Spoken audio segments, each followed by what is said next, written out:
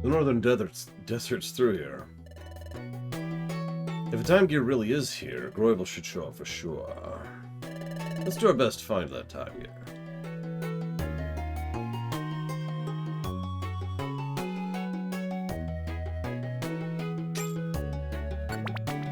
I like the music. Hi Rex, lunch was good, thank you for asking. Hi Roman Cure. Hello Luke Scoopster.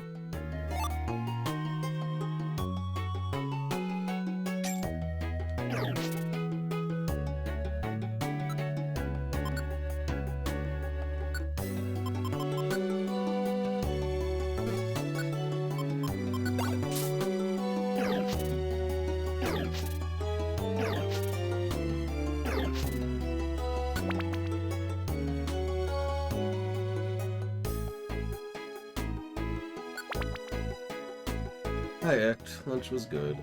A little late on restarting because I decided to lay down for a bit. Which, yeah. You know, I just answered that Act. By the way, thank you, Eclectic. Very much, as always, thank you. I will jot that down for Avatar. Last Airbender.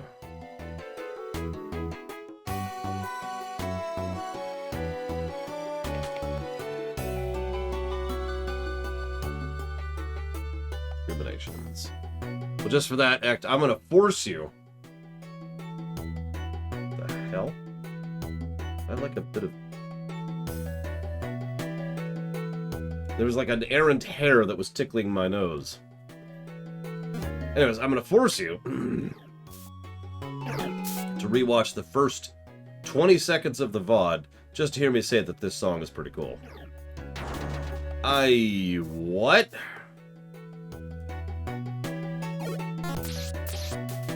What was that nonsense?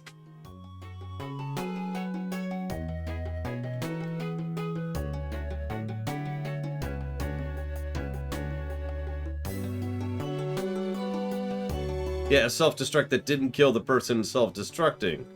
And it deformed the terrain.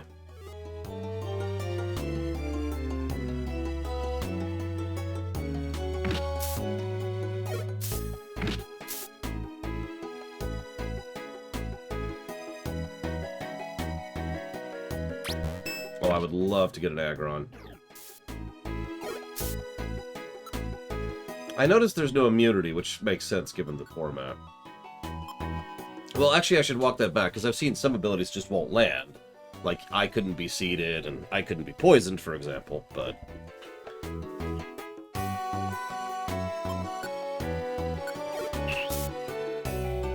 Damn it. No Aggron for me. Aggron's actually one of my favorite steel types. Run! Run!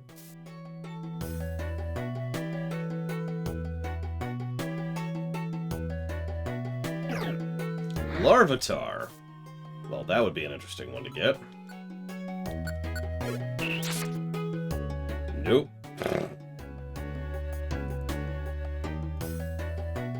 Yeah, that's about right.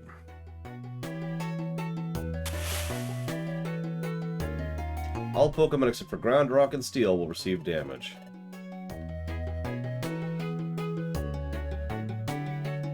Yep.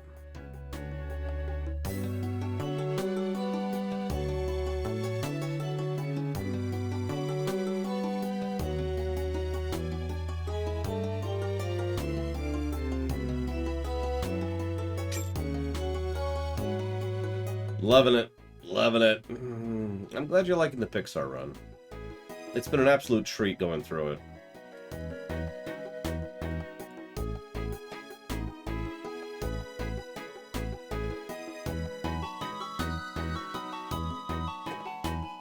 All hazardous.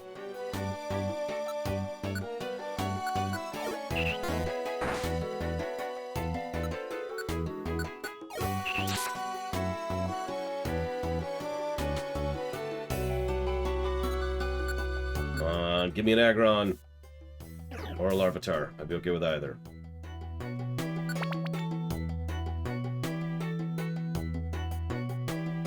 Oh, Jesus, Lex. That sounds awful.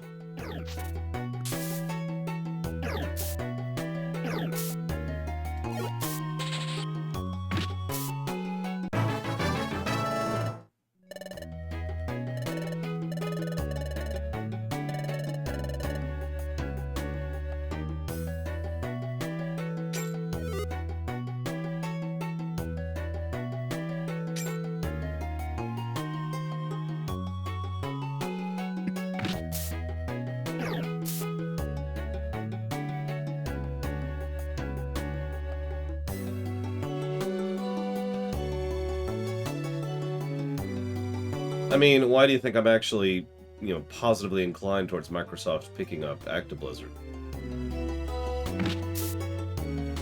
In response to Hazardous.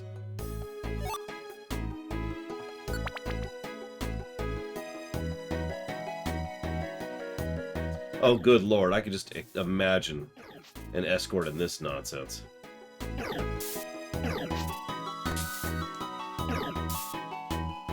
Ooh, a Rhyhorn, too. There's another Pokemon I wouldn't mind getting. I don't have a lot of experience with Rhyhorns, but Rhyhorn was my original heavy.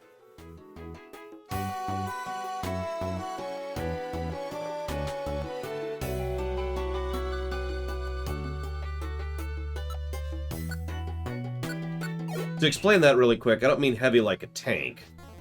Heavy is a big old block of stacks that barrel rolls into enemies.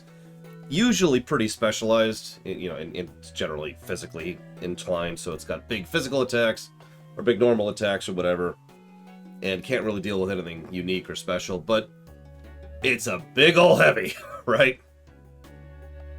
I actually rather like heavies. If you remember our Sun and Moon run, I think it was, the horse one, the Clydesdale, was our heavy, and it worked out really well.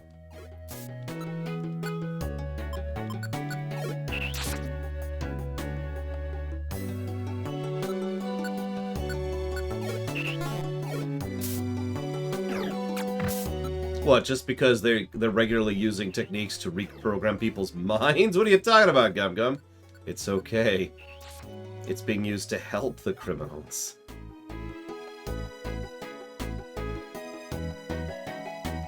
Everything's okay, Zach Taft. Your mind will be made right. Let's see.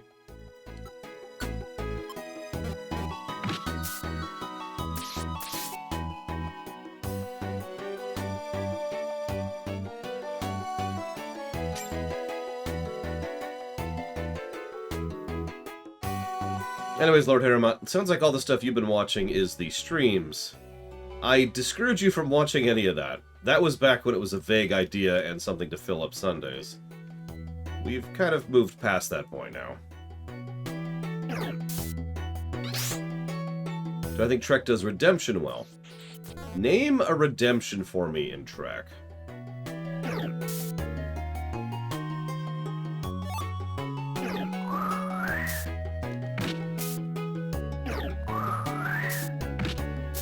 Quark redeeming the Ferengi. No.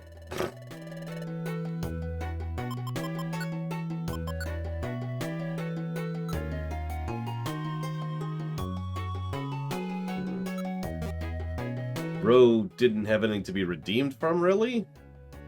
So I'm going to lean against that one as well. Let's get rid of Lear.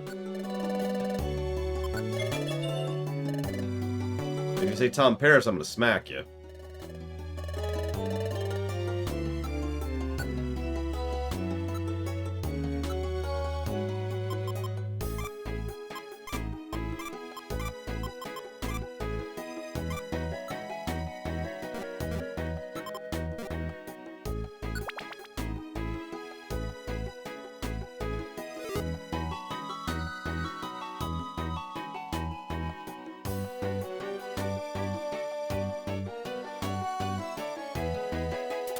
Well, you see, Torchinator.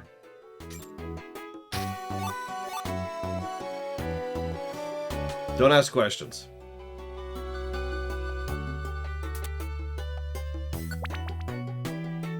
Oh, by the way, there's money in the Trek rewrite.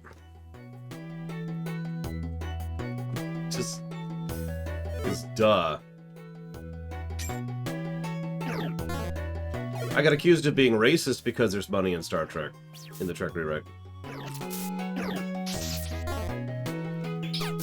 No, seriously.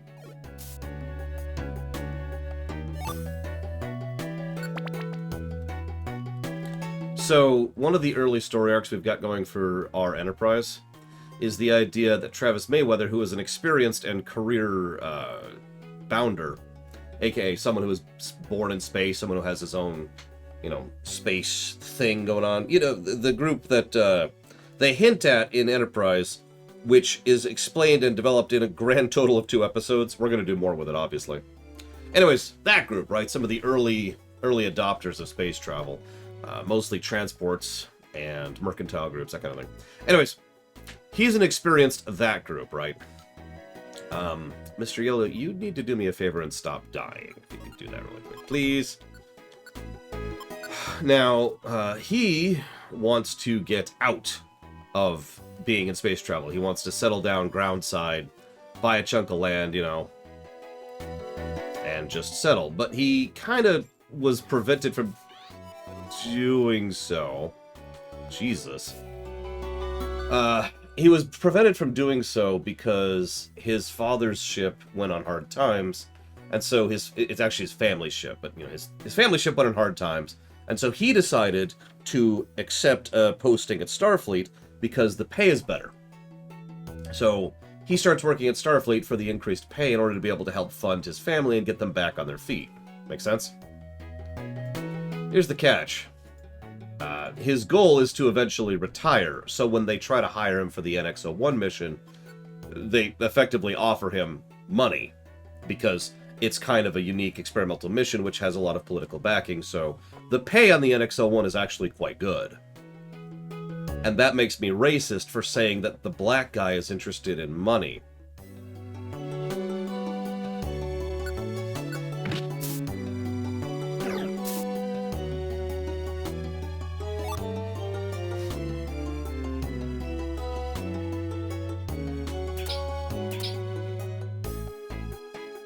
I'm not making that up. Damn it.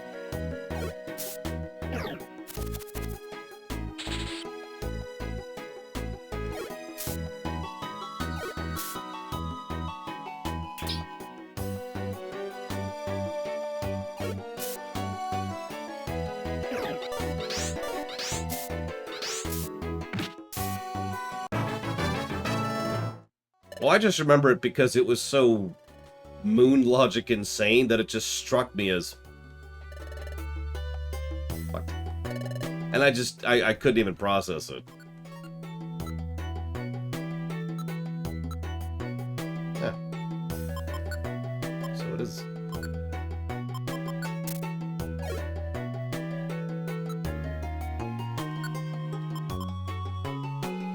I mean, that was the thrust of the comment, Ross.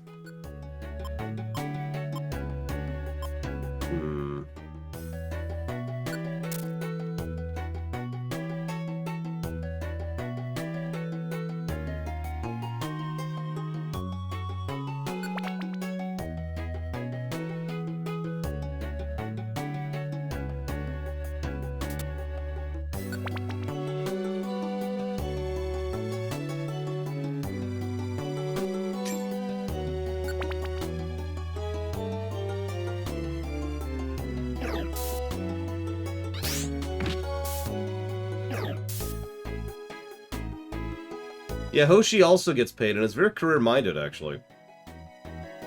I don't want to give away too much about that one, but Hoshi's going to have a lot of career movement in the Enterprise.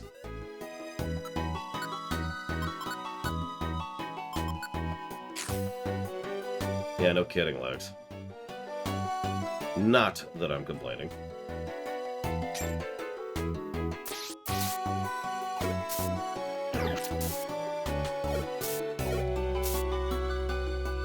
Damn it!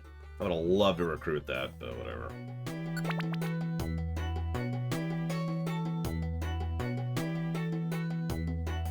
Vulcan kind of has to use currency if they want to trade with anybody. Vulcan trade routes are considered... How do I explain this? There's less of them, but they tend to be patrolled by Vulcan ships, which are effectively the heavies of space in that area, so...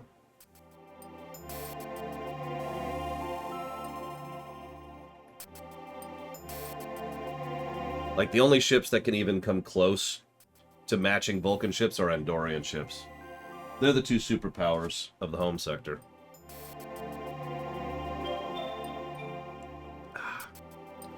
That being said, is T'Pol paid? So no Vulcan is paid while they are working. They are paid after they retire. Essentially, none of this is going to be relevant for on camera. This is something that just came up off for the back of my head. But the idea is, in Vulcan society, you know, you work, and then you decide, okay, I'm done, and then, yeah, you get a pension, essentially. And then you could spend that pension doing whatever the hell you want. You could settle down, you could get a house, you could retire to some other planet, you could go to Ryza, you can join another ship, you could join another crew, whatever the hell you want to do with it. And how long you've served in what capacity determines your pension. This is one of the many reasons why T'Pol's mother has been pushing her into going into the science directorate, because they tend to pay the best pensions. Because of, and I forget what that's called, it's a government concept that we use in real life. It's when the government specifically adds little bonus figures to certain things to encourage certain industries. So the Vulcan High Command wants more people in the science directorate, and wants more people focused on that particular career path, so they tend to get the shiniest stuff.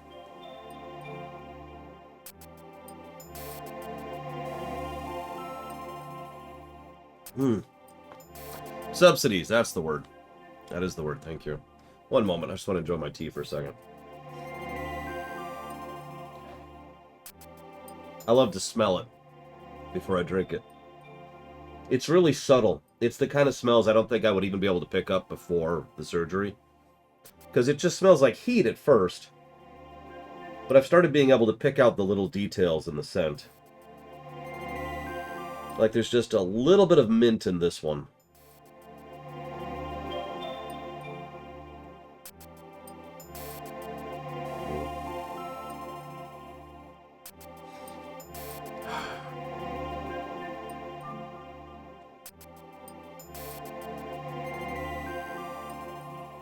The problem with affinities, Dr. Winter, is they make perfect sense, but like you say, they are limiting to the player.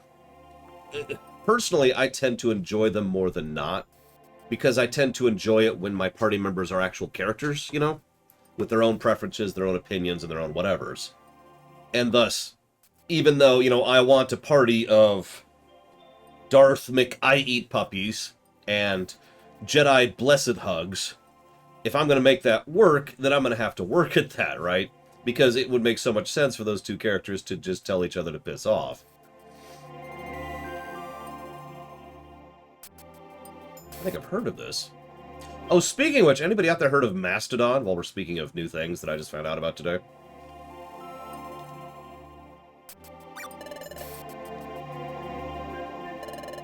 I'm debating actually signing up on Mastodon and using that as my new Twitter. Like sand, bird pulls, he'll be pulled in. It's dangerous. I'm seeing around here that remotely looks like a time gear. Maybe there's nothing here. What's the matter, runner? This feeling. I know this place. I know this place.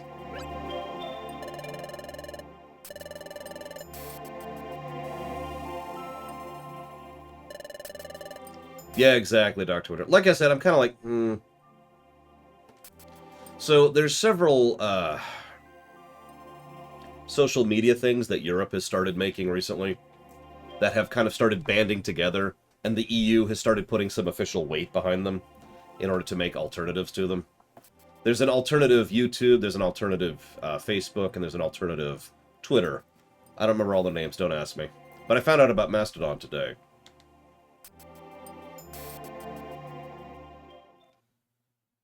I like how he literally shoves me away.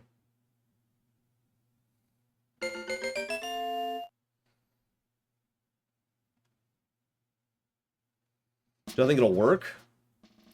One of the strategies that people can use, that groups can use, is to start something, and you don't make that big of a splash, but you're reliable, and you're dependable, and you just kind of keep being there, right? And you just kind of keep existing and keep providing that quality content, and eventually more people and more people and more people come. It's kind of a long-term strategy. That seems like what they're doing. Yeah, the slow growth.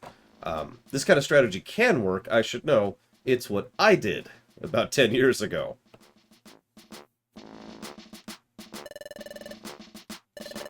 Nobody found anything? Disappointing. That's what happened, alright. Hey, hey! Went out to the Eastern Forest. But there's nothing really there but the forest. And as for the Crystal Cave, yep, it was chock full of crystals. Mighty pretty cave, I tell you. Yeah, exactly, Hazardous. It doesn't always work, admittedly. Did Bidoof eat one of the crystals? Oh no, Bidoof took one of the crystals. You had the nerve to collect a souvenir totally unrelated to the mission. Who do you think you are? Gosh, I'm sorry. I just wanted a tiny treasure for myself, that's all. Dusk Noir, sir, I regret to say it. Our search efforts ended fruitlessly. Ah, this is vexing. I thought the search locations we chose held promise. I blame my lack of knowledge. I am truly chastened. Goodness, no, you mustn't blame yourself. It was only thanks to your vast knowledge we came up with our plan. Nonetheless, our efforts have ended in failure. That is a fact. Being hard on ourselves is pointless. We must devise a different strategy tomorrow.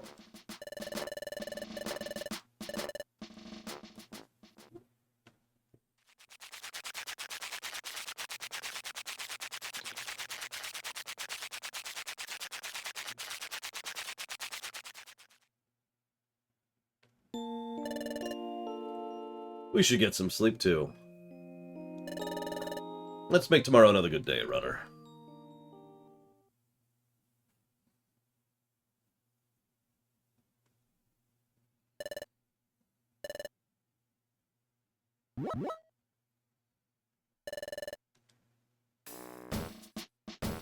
Just think, later this year we'll be reviewing Mass Effect again. And by again, I mean for the first time.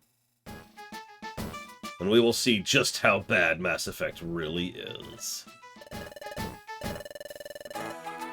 Presently, the Great Dusk Noir and I are working... The Great Dusk Noir.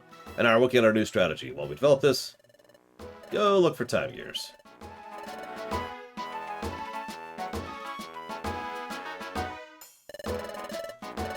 Where should we go? I wonder.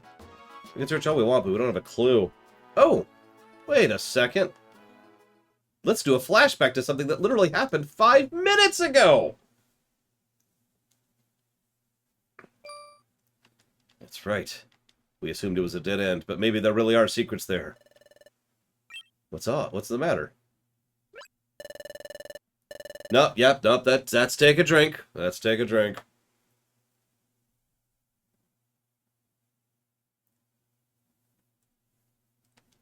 I'm not sure what I'll think of the Mako.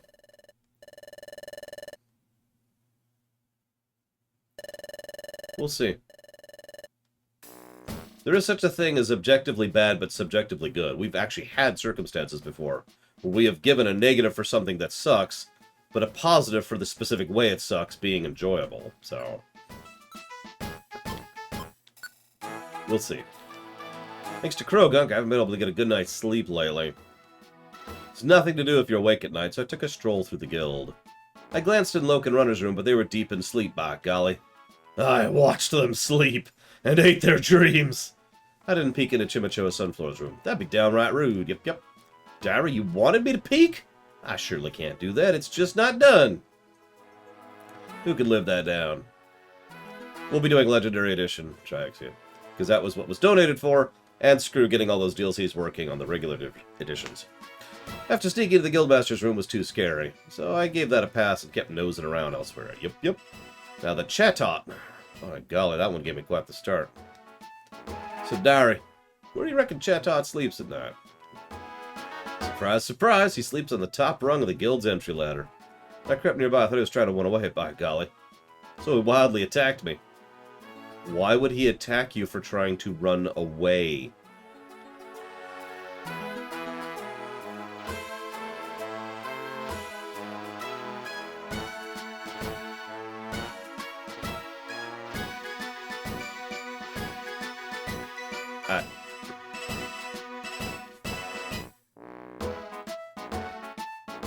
I am going to save Caden, or however you pronounce his damn name. We'll be playing a male shepherd, which I've never done before all the way through. And we'll be going ahead and saving Caden, or however you pronounce his name, which I have never done before.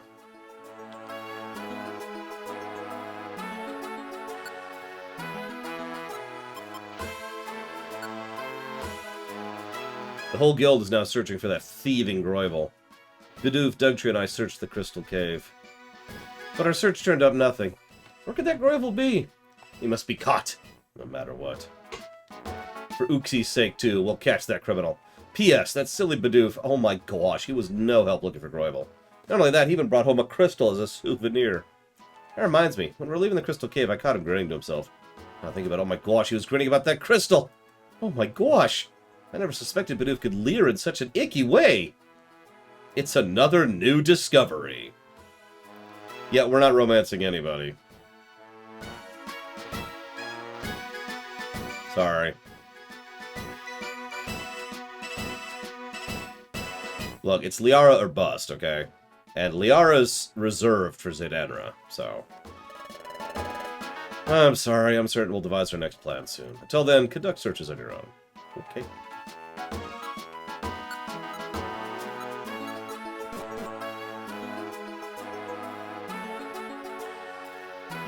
Look, Jack has her own career. No, I got it. We'll romance Jacob. That Groivel. I'll rough him up. Tully's my little sister. I could never romance her. That's like romancing Futaba. That's not happening. A bad Pokemon like Groivel cannot be allowed to roam free. The capture of Groivel. We're here to help. Stealing time gears. It's about as wrong as you can get. I'm interested in a treasure called Mystery Part. The legendary item that's veiled in mystery. Well, don't you find it intriguing? My partner Murkrow, she's like, I have no interest in a drab and dingy thing like that. What am I gonna do with her? Keep it on for sparkly things. The golden mask. Imagine its glittery gleam.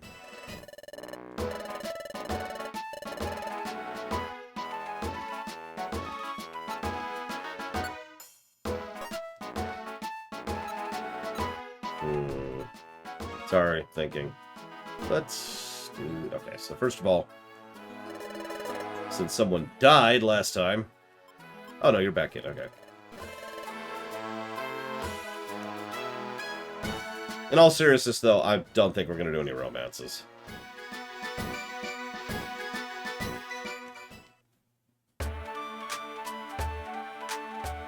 Wait, what's Samara's daughter's name?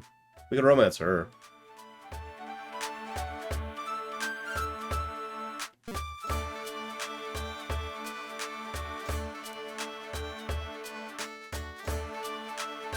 Morinth, that's it. I've heard your whole guild's trying to capture Groivel. Hope you succeed. However, stealing the time gear is pretty brazen. Catch the thief and show him what a big mistake he made. It's okay, I'm pretty sure you're immune. And you're dead. Time stopping might not make a difference to us. We're not moving either way. You see, if you take a time gear away, the time stops where the time gear was, even though that makes absolutely no sense. We want to help, too. If we hear anything about Groivel, we'll let you know. Groivel, huh? Can't say I've heard of him, to be honest. You're right, it is Grovile. Grover, huh? His name is now Grover forever, thanks to you, Torchinator. Grover, huh? Can't say I've heard of him, to be honest. That took me 3 rereadings to catch that the V and the Y were flipped. That's why that took me so long. I was just like... Oh, yeah.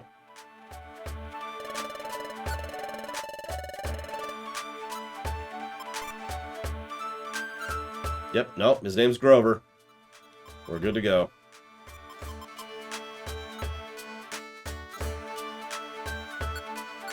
I will always romance this one. The Enkindlers disapprove of our forbidden love, but even they can't stop us in the end.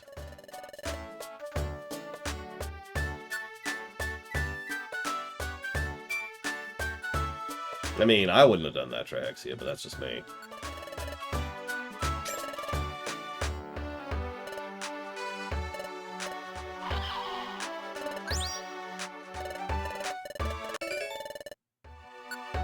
Sky Gummy.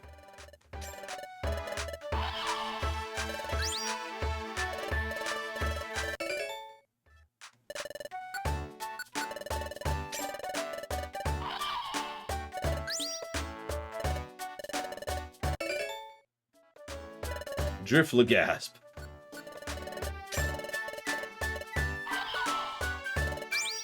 Probably tracks, yeah. Charclaw. We're getting a lot of these. Oh, hang on, Lex. Let's check. Let's be sure here. That was a lot of those. My goodness. Look at that. Alright, let's see. What? It's actually for Dragon type. Okay, so that's Garchomp, apparently. That's the Char group. That's the Driffy group. That's the Happiny, Chansey, Blissey line. Wait, that's it. Well, romance Kelly Chambers.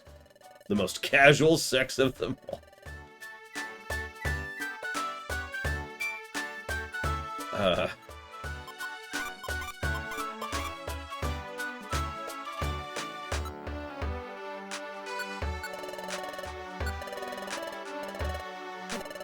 It's okay, they've got the medical to cover it, Ross. CGB. CGB. It's okay, I know what that acronym means, Von Falkenstein. Ah, classic Game Boy. Well, now I just don't understand your question. What are you talking about?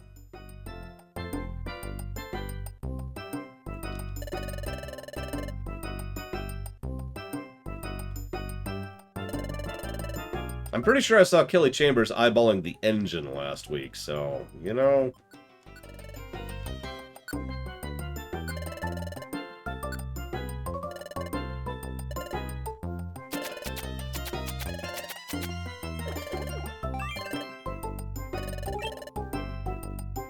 Oh, just in Pokemon. Gotcha. No, I absolutely don't think that. Now, I think they should have did something which they did do eventually, which is make it supremely easy to swap back in abilities you used to know. Cough, cough, shield. But I'm actually 100% okay with the 4 limit thing. It's a... I don't know, it's part of the strategy, it's part of the tactics. It's part of the build gameplay. You know what I mean? Or if you don't worry about it, I'm explaining myself terribly.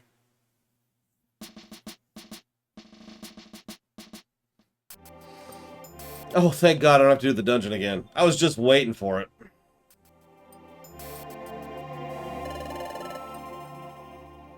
Uh-oh, time to kill Lex. It still seems like there's nothing here. Just this white sand stretching out infinitely in front of us. And quicksand pits. What kind of secrets are hidden here? The last of my tea. I'll tell you one thing I don't like. Cold tea. I have to drink my tea within a really small window. It's like a 2-minute window.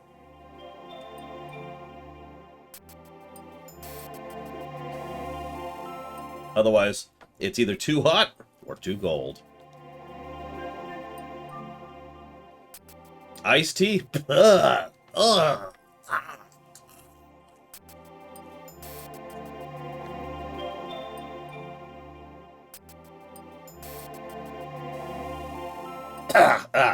I'm okay. I'm okay.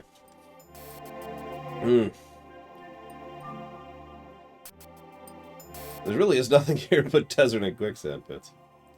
What it probably is, and I mean this sincerely, it's probably my specific mug. I like this mug, but I think it bleeds heat really fast.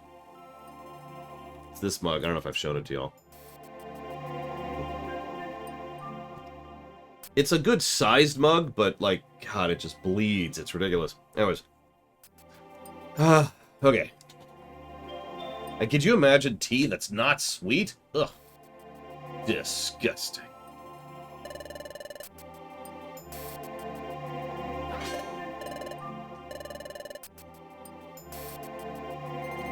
I don't actually like sweet tea, by the way. course, I don't like iced tea either. Remember this flashback? At least this is something that happened yesterday. You know? Give you that one. Yep, take a drink.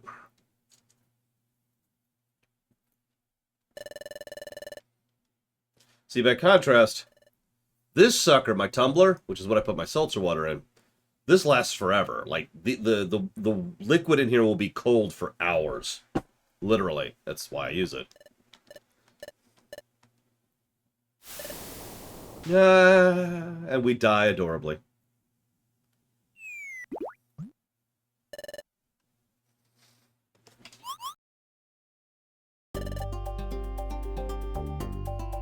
Are we? Is this a cave? We fell through from up there. You were right, runner. You were right, the secret swirled within the quicksand. Let's move it. Much better desert song.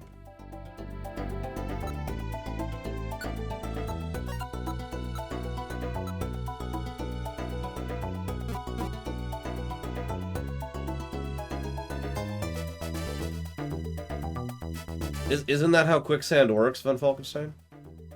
Favorite desert song? Hang on, let me pull up my desert playlist.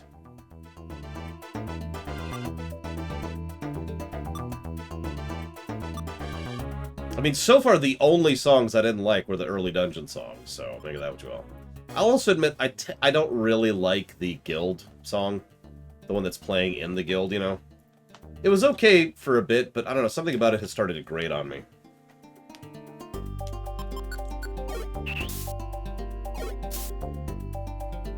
I mean, there are several good Gerudo Desert songs. Oh, here we go. So let's go to the desert playlist. Let's see here. What do we got? What do we got? I mean, it's probably going to be a Donkey Kong song. Probably this one specifically.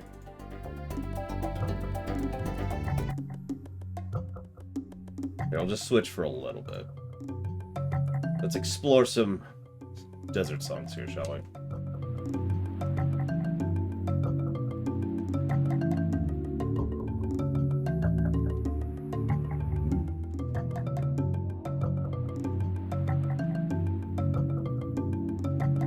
Fresh reminder that the recent Donkey Kong games have absolutely banging soundtracks. Just ridiculously good soundtracks. Holy crap.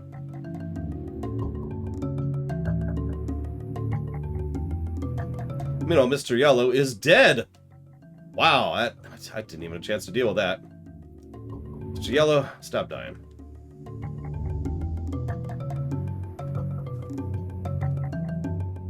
So we got this song. Let's see here.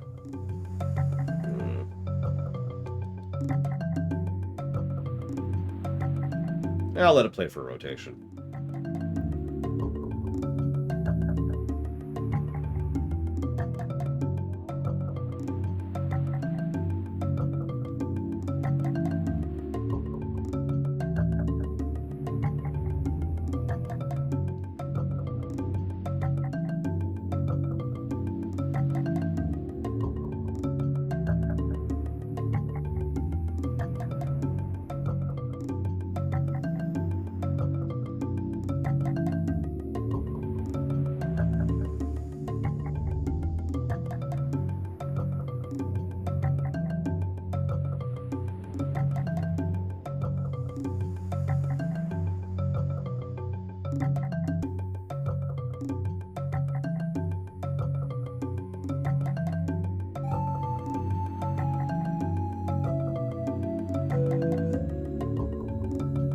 I do have a PSP. It got a lot of use on Dissidia Duodecim.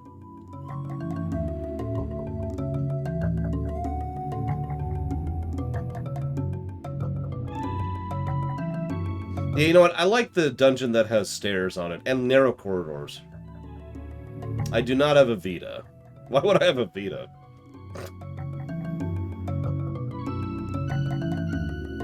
No offense to Vita users, but why would I have a Vita?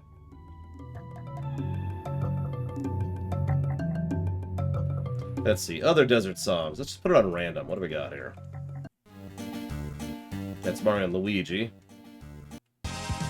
That's Mega Man. That's FF12. That's Mario.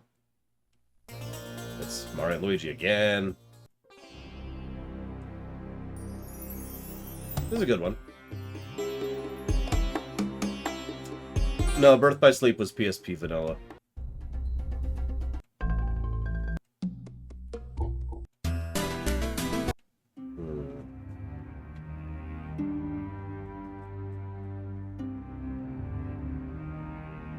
I've got it. Perfect desert song.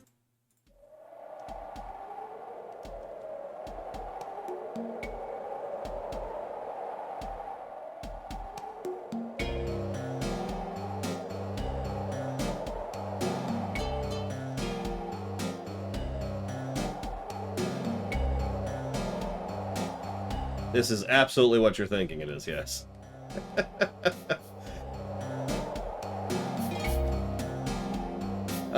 Let's see here. I do like this one. Quite a lot, actually.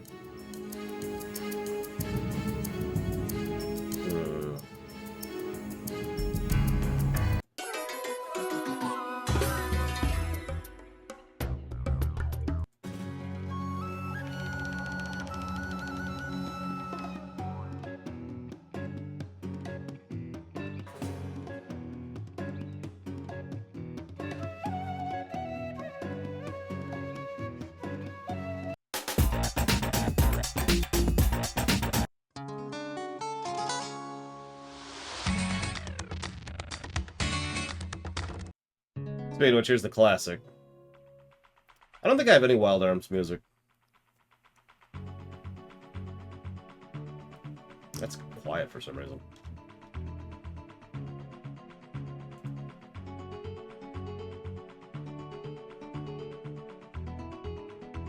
Oh, that's why. There it is. That was the Smash version of the song, which is quieter for some reason. This is the N64 original, which is more dynamic.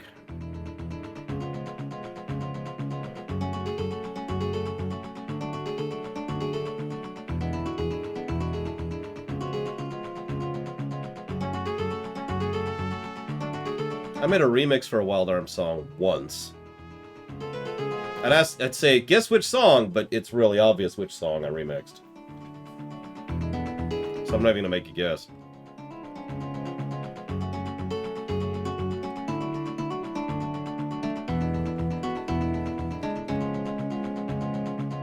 I was just about to ask, Harriet, because Wild Arms games have been problematic to get hold of over the years. But thank you very much, Harriet. I will put that towards Wild Arms 3.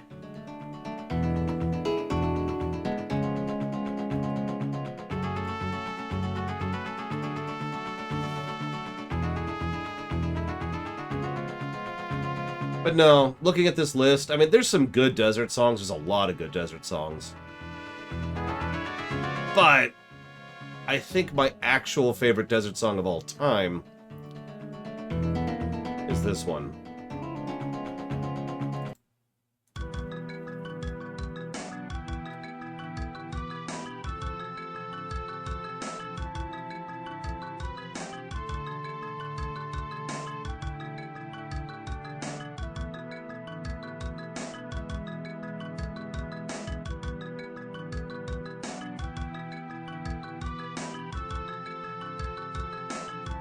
Can anyone guess the game? I actually doubt it. But you never know.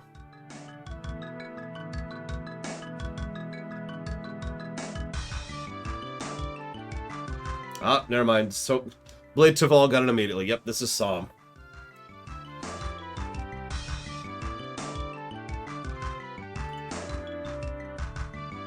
A lot of Psalm music is just really good for me. I don't know. Something about it just clicks. You know what I mean? But rather than continue to bore you with my terrible, terrible music, let's go back to this desert song.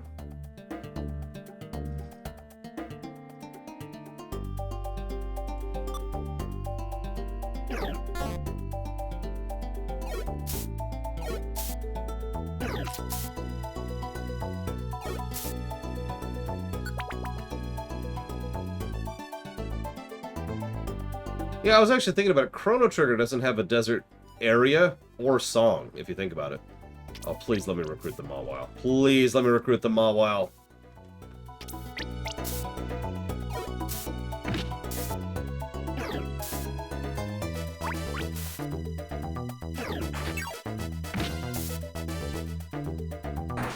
Damn it! Yeah, the Sunken Desert Cave, which A, isn't a sunken area, and B, doesn't even have a unique song to it. It has the generic "something bad is happening" music. The pseudo-mystical song.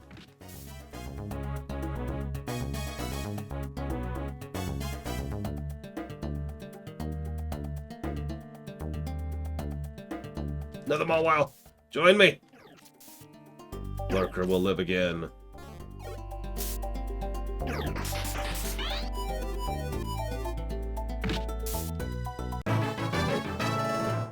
Yet nobody wants to join me. And the best part is, I don't know if it's just because my luck is terrible, or if I'm in a dungeon where I can't recruit people.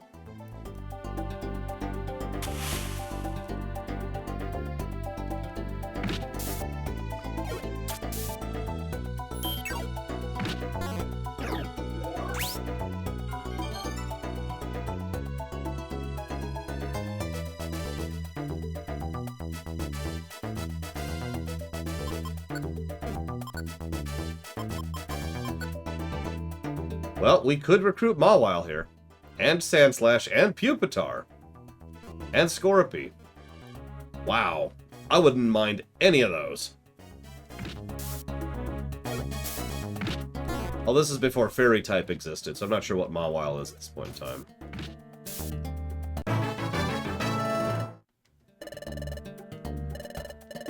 I love how Ect, who has less HP than Mr. Yellow, keeps living longer than Mr. Yellow. Oh, pure steel. Actually, it's pretty nice. Let's go ahead and do this. I know that we have to defeat it. Oh, I say I know.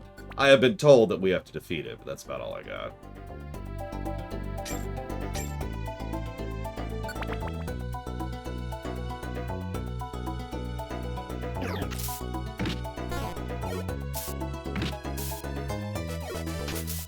Yeah, our stair luck, in contrast to our recruit luck, our stair luck has been legit. Look at this. And we're out.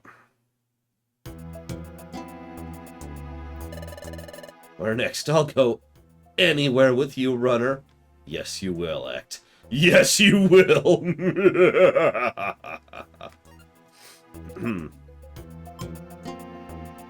Yeah, we're up to a third desert song now. Jeez Louise.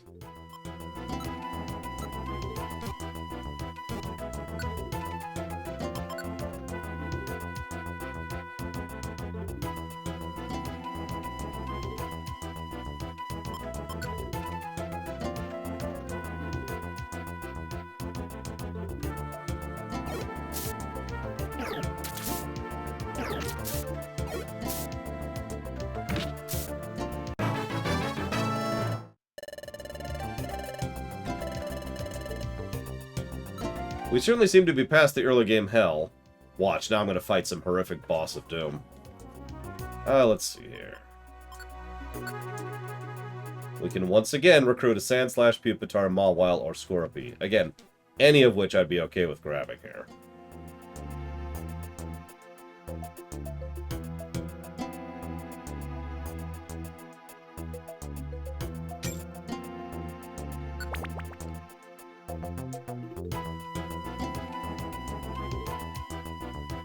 Oh god, I don't even want to think about doing a 100% recruitment run. There's an interesting question. What's the 100% speed run of this game? 100% recruitment speed run. Bonus question. Is there such a thing? Actually, yeah, Loke, sorry. I've been meaning to tell you. This whole time, I really don't think it's fair.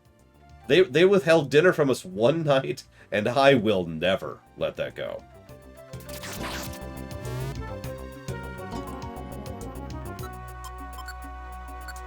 Oh my god, I could recruit a Tyranitar. I could recruit a Tyranitar. I'm not gonna, because screw me. But if... Oh my god. Oh my god. Okay.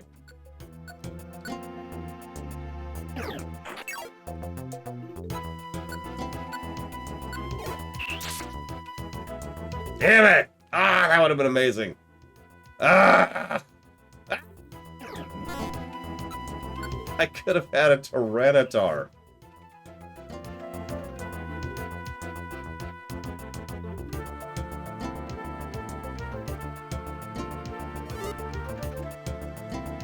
Hang on.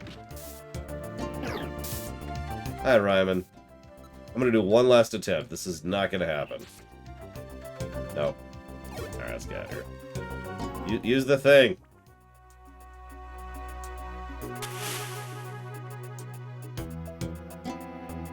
"31 hours. Oh, yeah.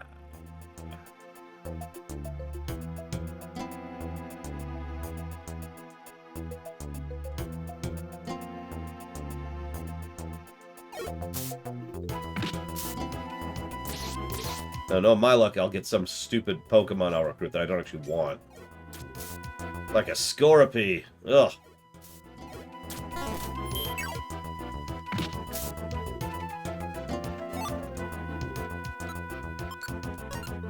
Okay, so, hold on.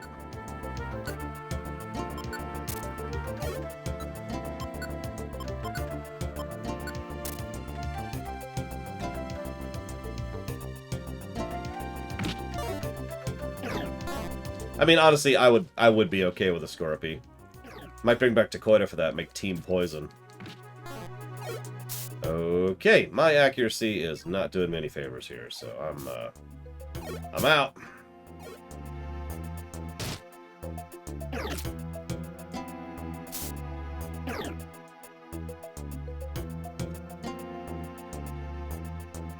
Oh my god, get me out of here. Please don't be more Sandstorm. Ah! A lot of stuff here. Most of which I don't want.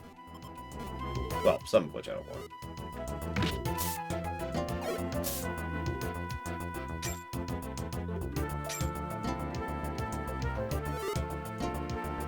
Very carefully, Rex.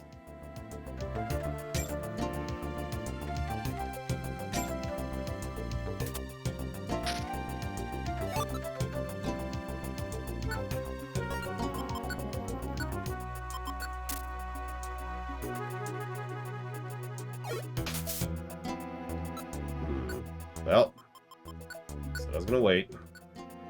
Actually, I didn't say that out loud, but I said it in my head. That's the part that matters. Alright, Mawile, you're gonna join me.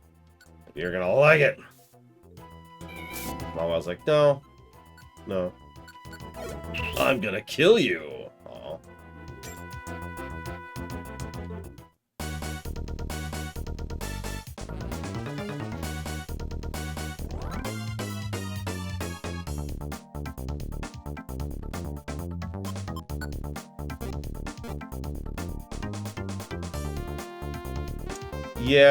Yeah.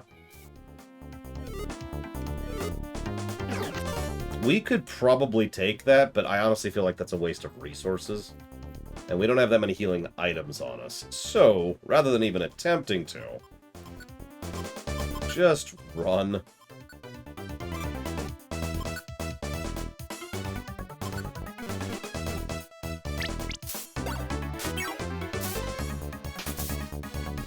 And Loke's dead. Well, okay. Nope, that tracks. Couldn't even get out.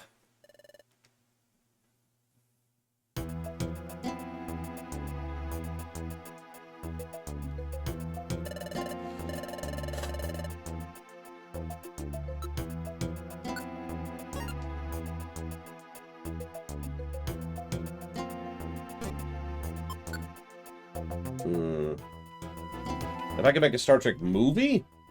Oh, I don't know. Politics! I'd call it Star Trek V, the Final Frontier. Now, this sounds like a joke, but actually, of the Star Trek films, two of the ones we have rewritten the most are 5 and 10. 10 and 5 both bear so little resemblance to their originals that they might as well be new movies. So there you go. If I could make a Star Trek series, what would it be about? Well, there's this thing called the Trek Rewrite. I'd make it about war and politics and everyone dying. At least that's what some people think. I don't know, of all the open holes there are to make a new Star Trek series, of which there are actually several, I'm not sure I'd want to go first. Once upon a time, I would say I would want to move the story forwards. Whoops, that was a literal misclick. Oh my god. Oh my god. This is... okay. Hey, hold up. Hold up. Come here.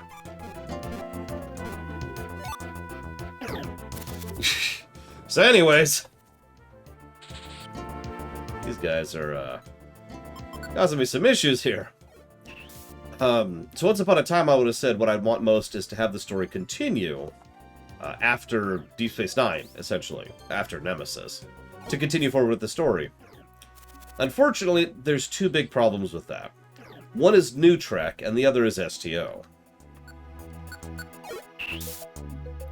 Both of which have continued the story after Nemesis.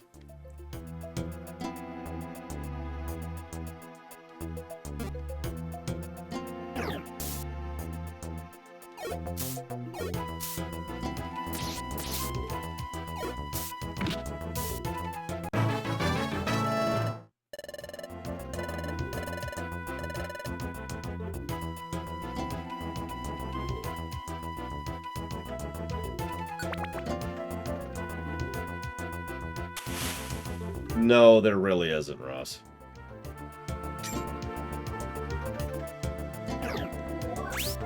So that's off the table. Sorry, let me continue answering the question. So I can't do a story continuing after Trek. Okay, cool. Well, what are the other open holes that I can move into? Well, there's only really one that interests me other than that, and that would be the gap in between TOS and TNG. That is to say, what we've been referring to as the 70-year gap. Point in fact, we need to have a very long and serious conversation about the 70-year gap when it comes to the rewrite. For those of you not aware, in actual Trek canon, that 70-year gap is extraordinarily vague. Like, there's probably stuff that happened in there, but they are so vague about what, where, and when that it's actually really, you know, contradictory.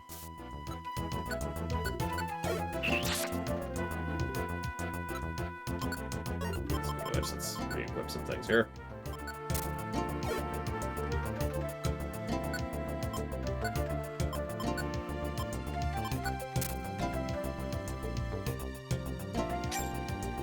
So yeah, that's the basic premise. Set it during the 70-year gap. Probably covering the Enterprise C and the Enterprise B. B as in boy, a little bit.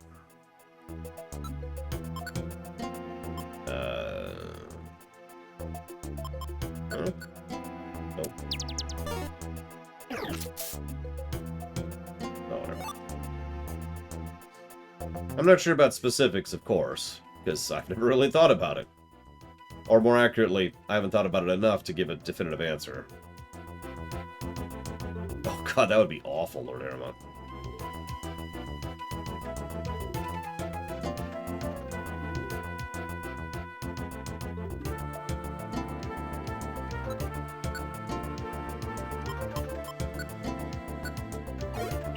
That's a good question, Loke.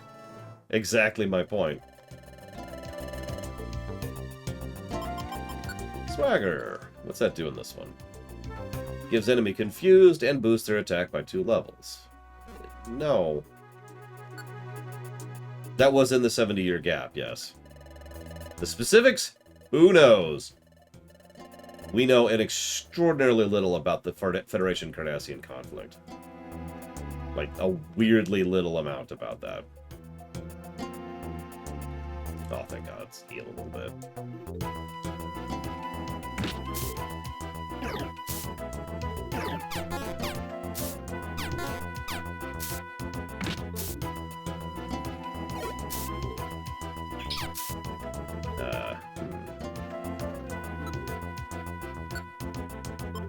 No, by the time the Cardassians were invented, which was in Season 4 of TNG, they mention, oh yeah, there's this conflict we had in years past with the Cardassians. When? In the past. Several years ago. Nod. Definitely a real thing. Didn't just come up with it right now. Also, we had the war with the Zinkethi then. Don't ask when, don't ask details. Don't even ask who the Zinkethi are. Hey! Join me, Mawile. Join me! Anybody want to be a Mawile?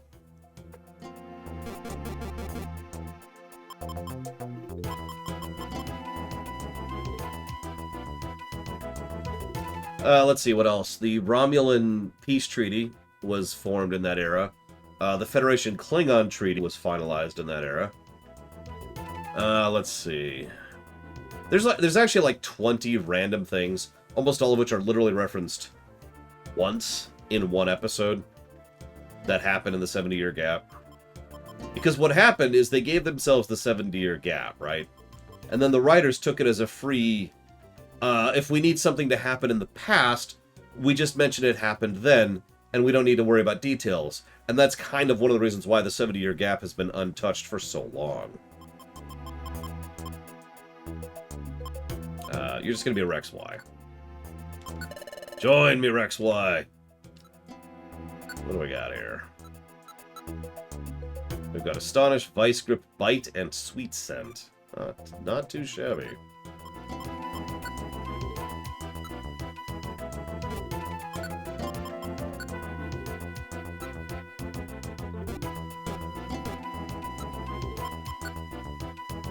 Mr. Yellow died.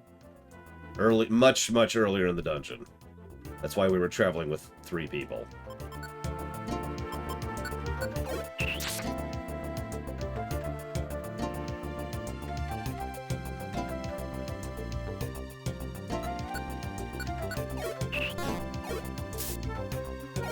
Do you think I've been tired lately? No. Mr. Yellow was just like, I'm done.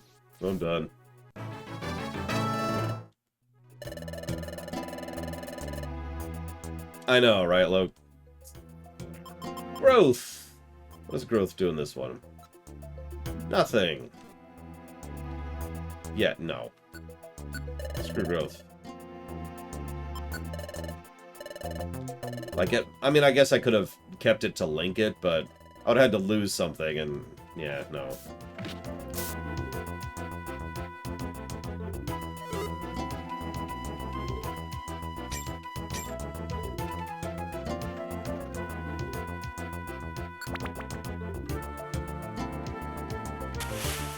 Of course. If it makes you feel any better, Mr. Yellow, we have actually already game overed in this frickin' dungeon. There's a Tyranitar out there. I sense it. A presence I've not felt since Disney decided to make a show that somehow has me fighting frickin' Darth Vader, even though... I'm sorry, I know that's such a minor thing to get stuck up on, but... You know...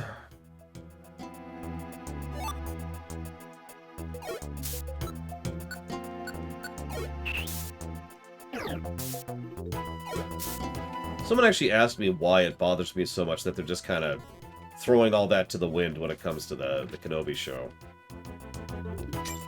And the way I came up with to try and explain it to him was, imagine for a moment that they decide to do a new show. We'll call it Stargazer. And in this show, it's revealed that Picard backed away from being the captain of the brand new starship USS Galaxy to be a commander of the Stargazer. Then, you know, the events of, you know, the Stargazer nearly falling apart happens, the battle of whatever that place is called, and blah, blah, blah. Like, it's you know? If you're going to dismiss your own lore that badly, why are you even freaking bothering?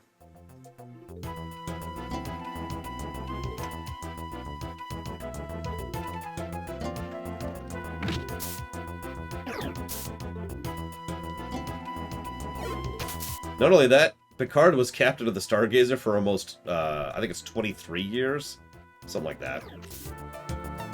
I did the math on it at some point. I forget right now. I'll save you, Rex. Or you'll beat the snot out of that guy. Never frickin' mind.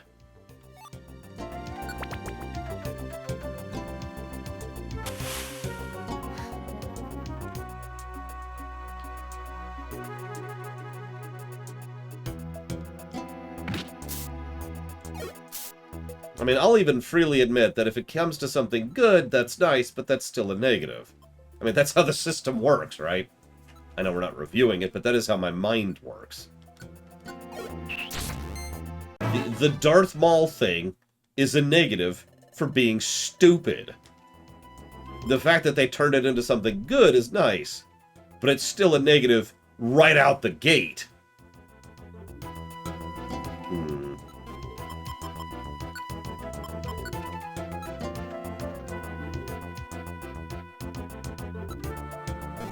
What do you think, Scratch or Slash? Slash is better in almost every way, but has a lot less mana. Like, less than half. Ah, screw it. Let's go for it. Let's do it.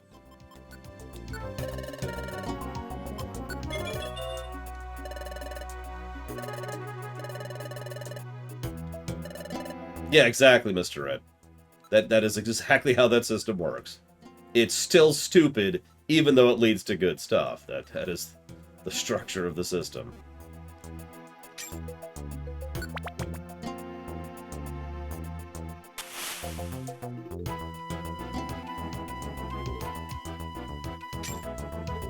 In case you're wondering why I'm not healing, I'm actually out of healing items. So I'm kinda... yeah.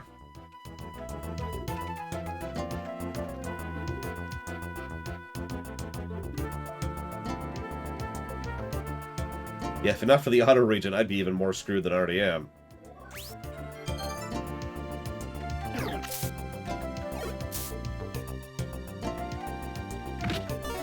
Oh, hell yeah, Sean. I'm completely with you on that.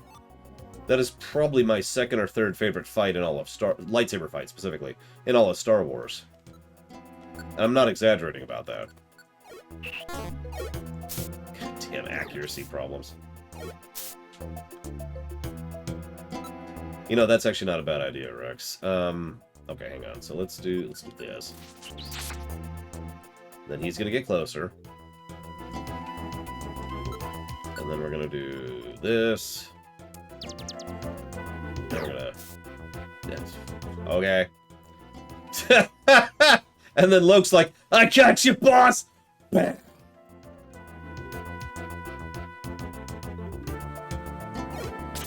Tyranitar! I'm gonna risk it. I'm gonna risk it for the chance to get a Tyranitar.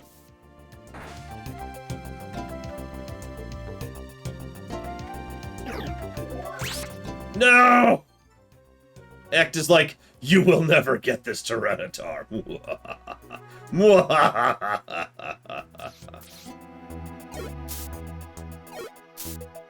Yeah, I did notice that, Lex, and I was actually thinking to myself, I wonder if there's a level at which you could come here and not out-heal, not out-regen the Sandstorm.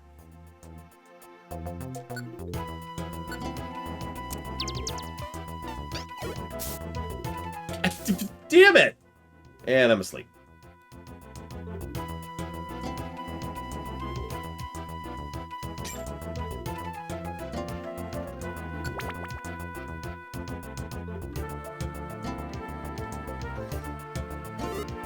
Not that I'm allowed legally to talk about the sequel trilogy. We're not even sure if it's a movie or not. But I can't even think of any... well, no, I can think of one lightsaber fight in the entire sequel trilogy that actually stuck with me. One. Can anyone guess which one it is?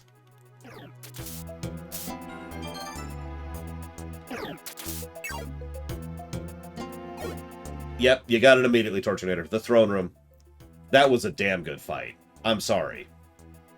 Almost everything else about that movie causes me issues, but that fight was badass.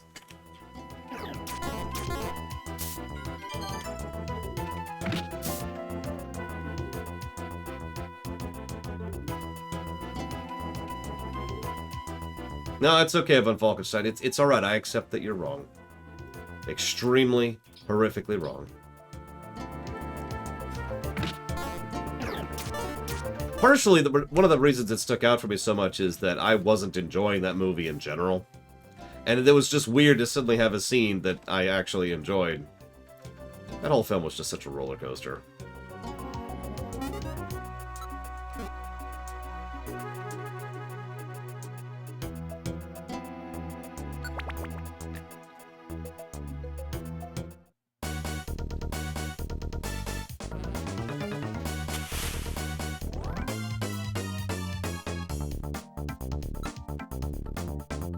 We're dead.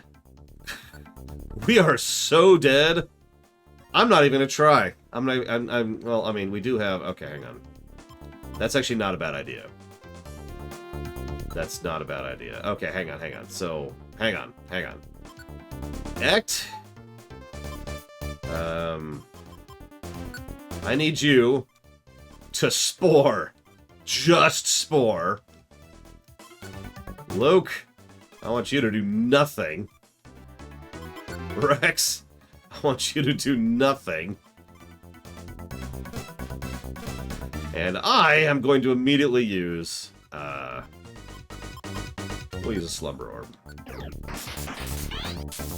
Piss off.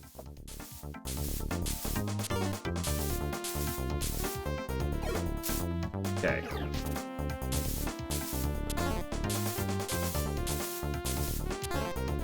Yeah, I'm not fighting this nonsense. I'm just getting out of here.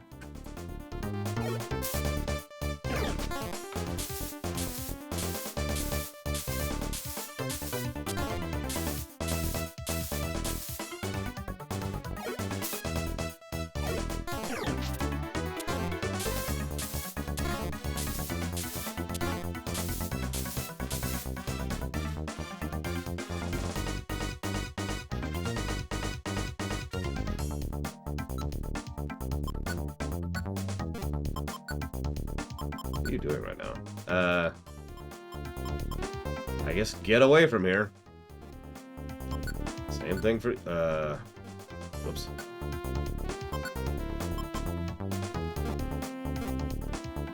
Yeah, I think we'll blow our other orb, too.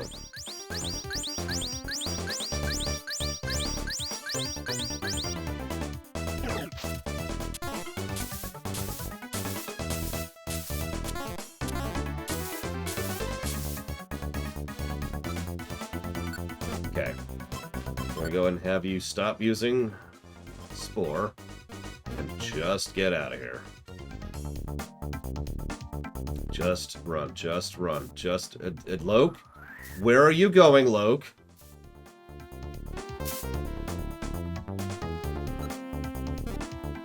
Well, unless the staircase is... we're dead.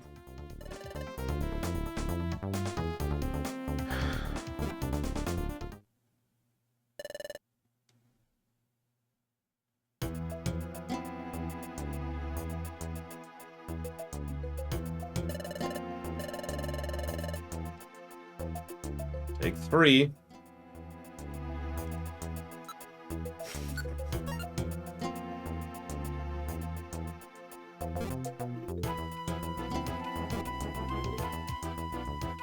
I do not agree with that, but whatever.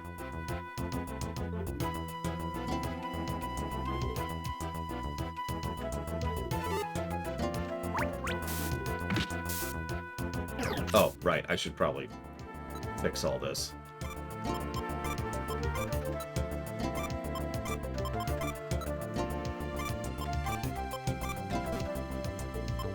I mean, if I wanted X, I'd just hit the dragon dungeon for a while.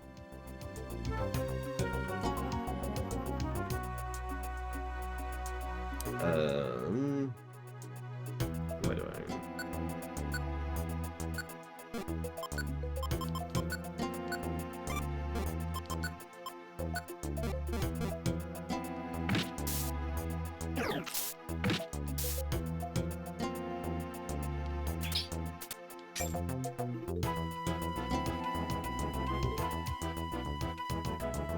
Yeah, you know all that stair luck I got earlier? This is the game's way of being like, oh, you think you got lucky? Well, I've been saving something for you.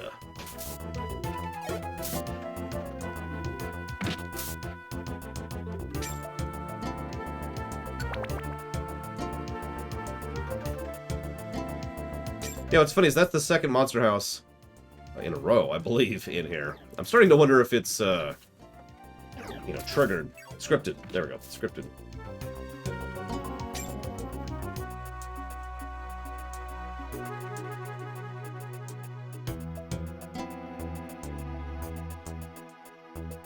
I mean, this might be the tutorial for what a Monster House is. Because technically, we could only randomly run into one before now.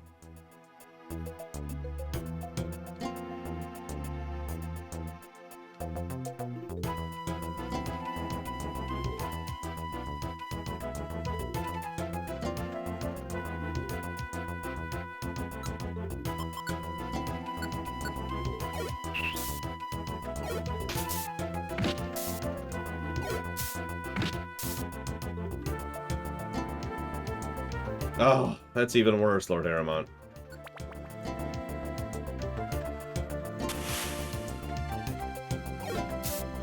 You know, honestly, don't care. Don't care. Don't care. Don't care.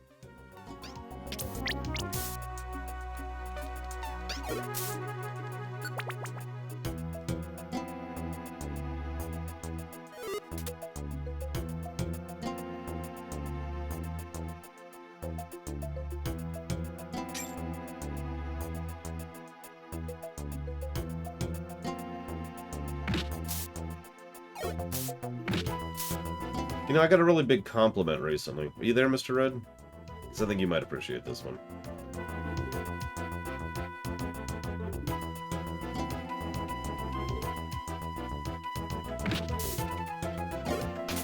So, it was on the head-on video.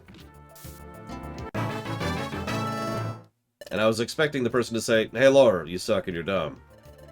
Instead, they commented on how rare it was to find someone who's willing to bash or speak ill of a game as extremely popular and well-known as Final Fantasy VI, which, if you remember, I did in that very video.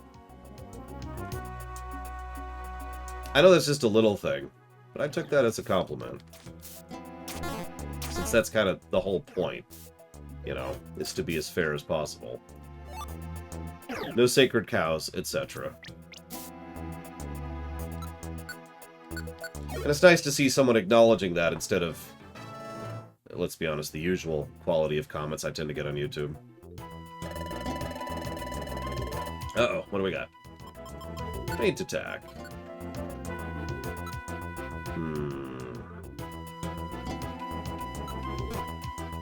I mean, yeah, nothing is above criticism, absolutely.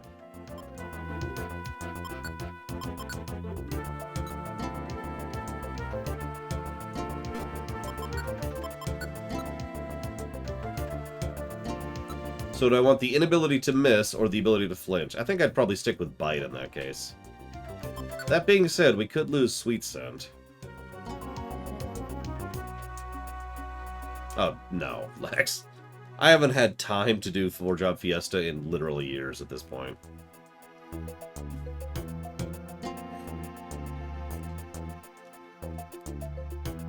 Yeah, let's lose sweet scent.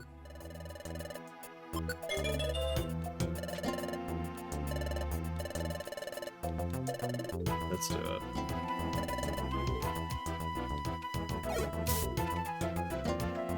Interesting, X. When do I get the one that gives me the ability to restore my mana every level?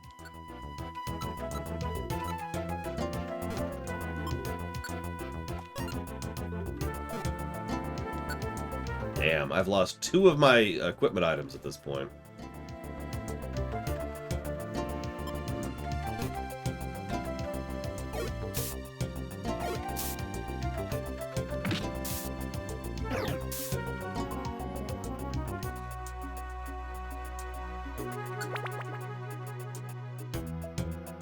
Thank you, Shadow Machine. I appreciate it.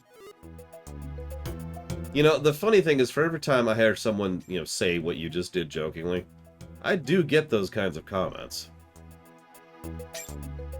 Elden Ring, excuse me.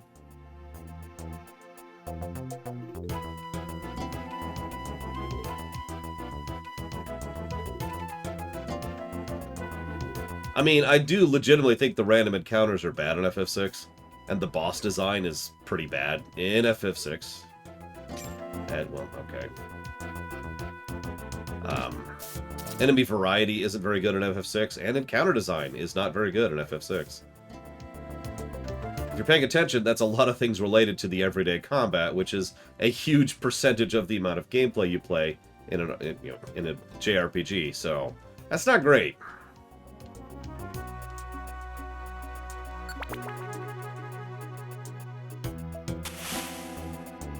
We're cool, Trihexia. We're cool. Everything's cool.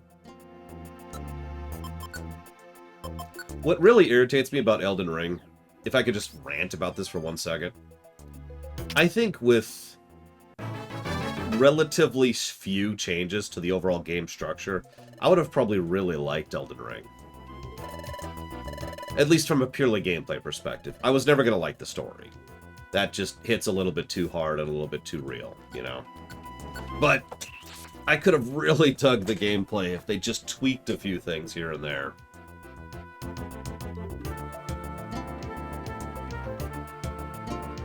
Like, I don't know, maybe make some HUD and interface design that wasn't designed to the PS3 era. Just random thoughts here.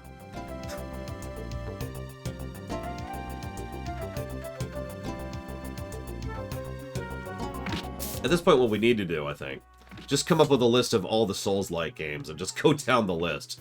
See if we actually like any of them. And we're asleep. I gave a negative to the final boss of Elden Ring, von Falkenstein. I thought it was not only boring, but actively badly designed, especially in the wake of most of the boss fights I'd done immediately before it.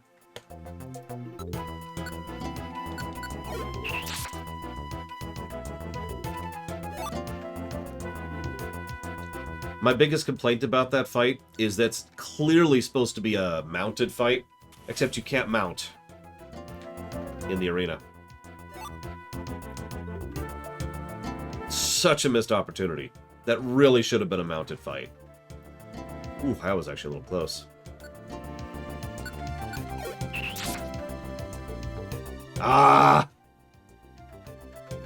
Really, Act? Oh, wow, so I will never get that ability. Cool, cool. Well, anyways, thank you, Vigilant. Thank you very, very much. If you give me a moment, I will pull this over here. Agreed, von Falkenstein.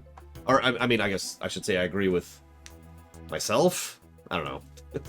Whoever you've read, I agree. There are several bosses which are clearly huge arenas, and the boss does, like, you know, you're the stinky little guy, and the boss does this. That's like, okay. So, let me just run over to... No, the boss is over here now! Okay. There are several boss fights that make that mistake, and, again, feel like they should have been mounted fights, and they're not. Good night, Vigilant. Get some good rest. I will put that towards Ghostbusters Remastered.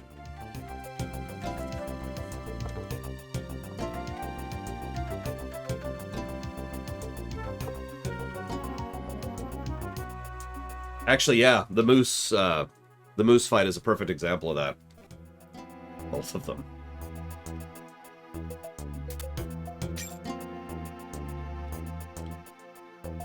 Who knows? Maybe they'll patch that out. I'll have to reconsider a couple of negatives if they do. Oops. Oh, whatever.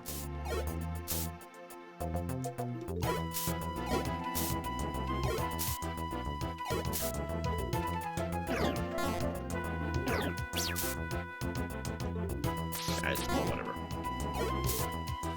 Yeah, agreed, Rex. The moose fight has quite a bit going for it. The final boss kind of has nothing going for it. Even the lore implications are kind of, you know, Dark Souls usual.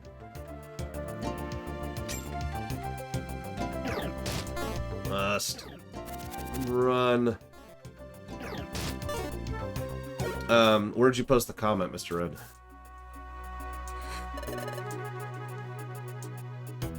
What?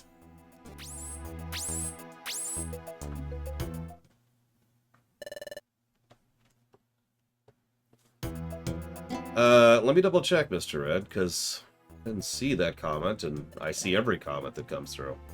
Nope, there are no fresh comments. Let me check here. See if I can find the head-on room specifically.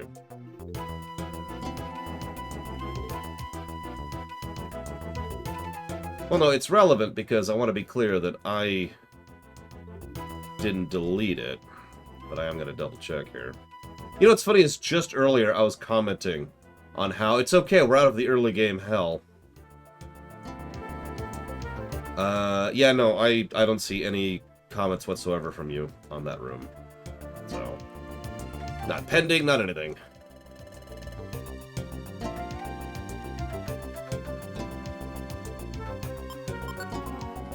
Ah. Okay, so this music's nice and all. Really, it is. I actually do like this song, but just for some variety, because we've been in here a minute.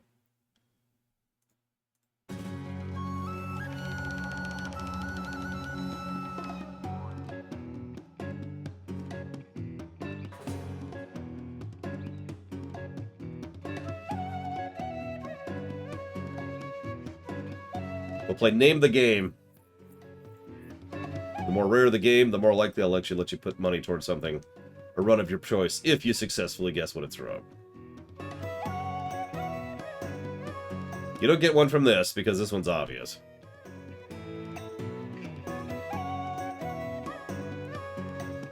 Me too, Ryman. Every time some idiot in a suit says, you know, the opposite, I just want to smack them. We all know they're stupid, but, you know... Oh, nice act. Whoop. You know what, let's actually just set this while we're in here. Because almost everything in here is going to be weak to this, so...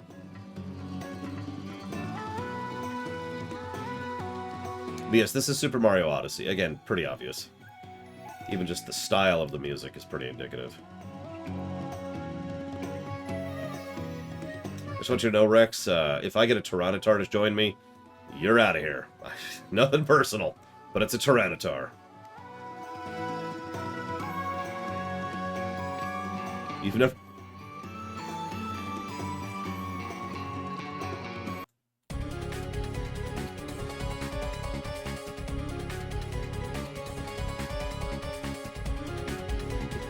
It's okay, I'll name the Tyranitar Rex. Rex Z. No, you... Yeah, Rex Z, to make it up to you. No, don't do sand attack. I need to kill this. Ah! Just for you, Lord Harrimont. Just for you. God damn it. Oh, nobody likes Dragonite. Ugh. Dragonite is just the diabetes one. I'm sorry, that's mean. I don't mean that. I don't like Dragonite. I actually never have. Not since the beginning.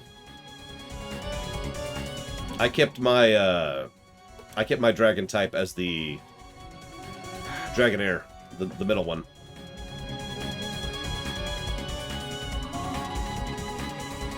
God, that would be awful, Lex.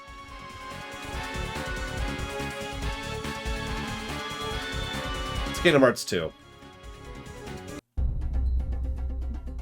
There you go, here's another one. This is kind of an esoteric game, but you should be able to guess this almost just based on the sound chip.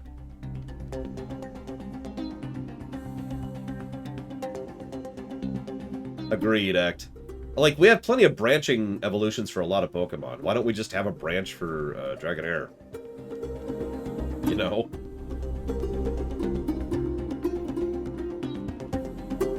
I just don't like it, but Vulpishine, that's all.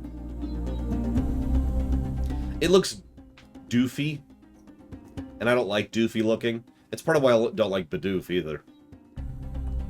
Despite the fact that Bidoof has Simple, which is very useful.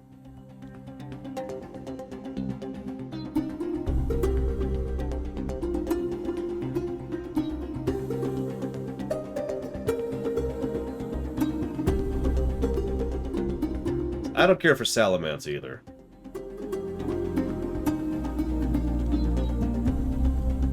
Oh no, this game's Bidoof is awesome. Still looks doofy, but awesome. Yeah, I don't have any heals at all. Flygon's awesome. I like Flygon. I mean, my favorite dragon type is that Dragon Ghost in Pokemon Shield, which was kind of my main. Is arguably still my main.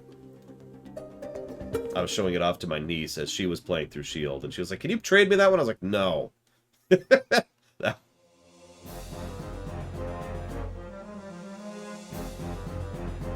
I think Flygon looks cooler, but Garchomp has a special place in my heart.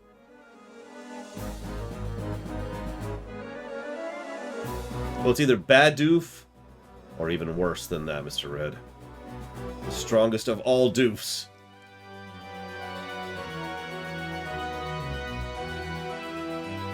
Flygon is pretty cool, though. Actually, hang on, let me pull up a list of dragons, because there's a couple of more recent dragon types that have finally started working for me. Hang on, what we got here? What we got? So we've got... Scroll down, scroll down. Dredagon actually worked for me more than I thought it would. Let's see here. Alteria's okay. There's Garchomp, we already mentioned. Dragapult, that's the ghost dragon I just mentioned. There's Flygon. I feel like there's one I'm missing. Oh, is this it? There's those weird apple ones, which are just whatever. Yeah, Duraludon? I don't actually know how to pronounce that. It's the steel dragon type. The skyscraper one. I like that one too.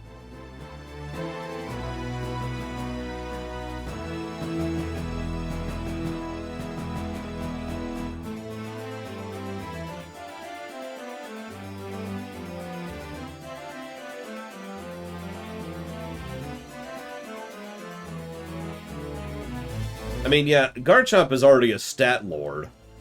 Mega Garchomp was just cheating. Dragon Grass? Hang on, I just closed the window. Hang on.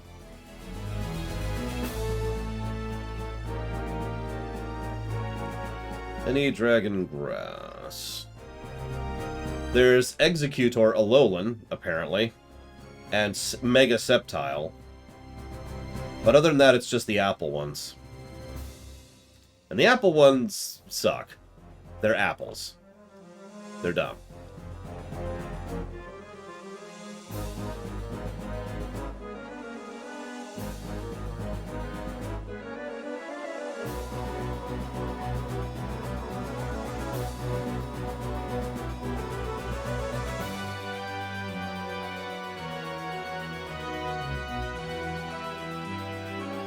Okay.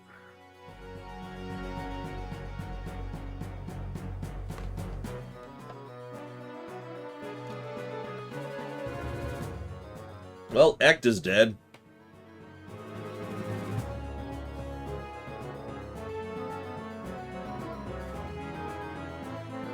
This is not Castlevania music. This is an easy one. I wouldn't give points if you guessed this one.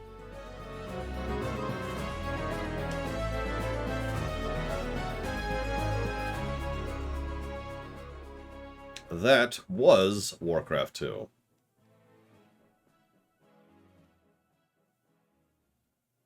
You know, this is going to sound really weird, but the more I play this, you know what would really make this combat work better for me? Whoa, that's a bit loud. Can anyone guess? Real question.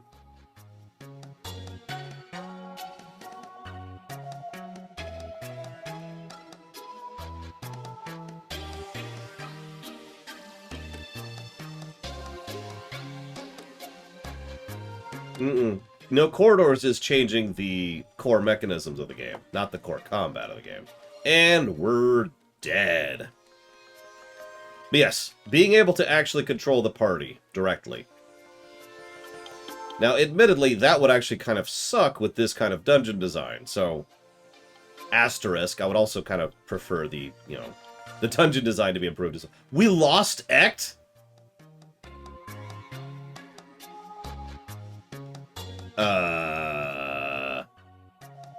Okay.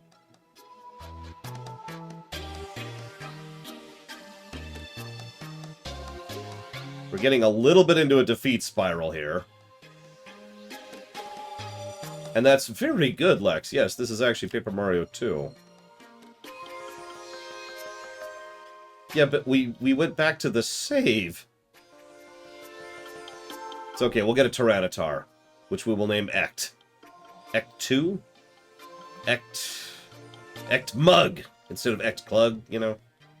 The K and the L have combined into an M. Alright, here we go. This is an esoteric game. If you can guess what this one's from, I'll actually put $1 towards a game of your choice.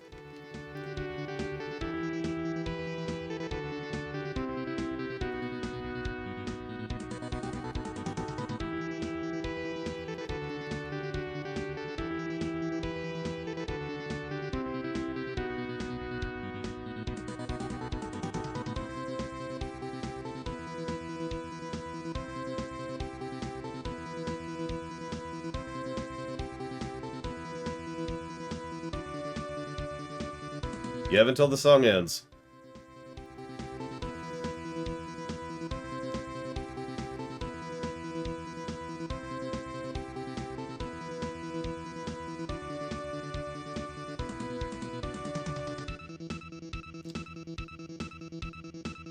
I would actually bet money nobody in chat's actually played this game.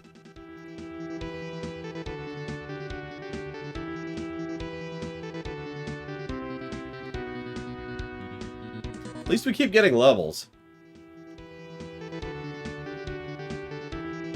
That's something.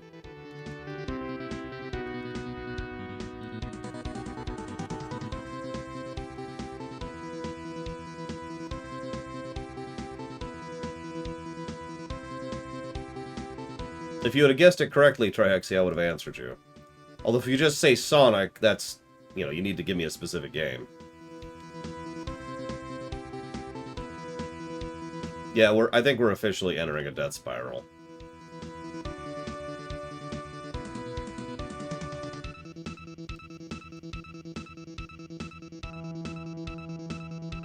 Which is weird, because we're still leveling. The problem is we're completely out of healing items, so our only healing capacity is sitting there.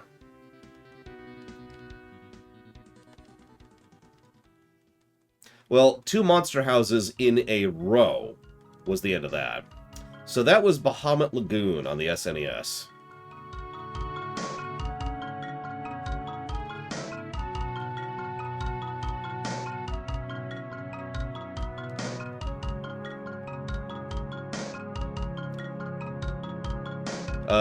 The song's name was just Lagoon, I think. Hang on. Oh, sorry, Lagoon Castle. My bad.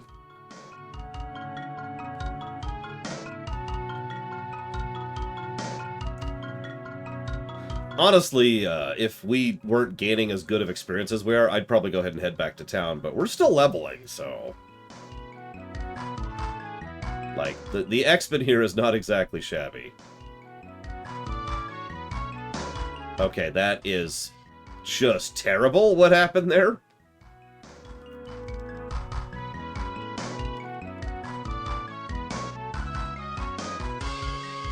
Yeah.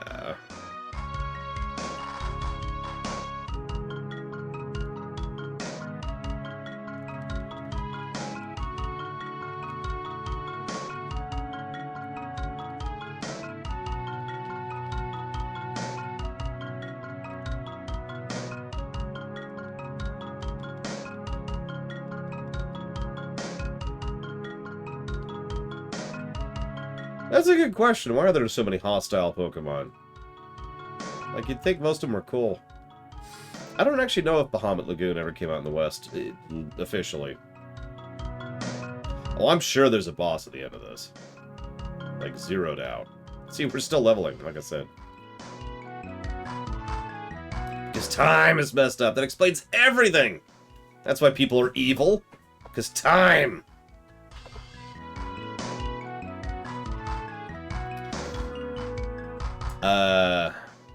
No.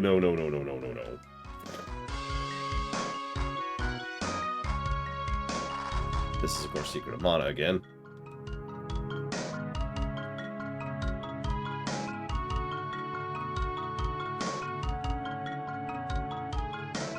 That you don't understand, Lord Headmother's time! Time. Time.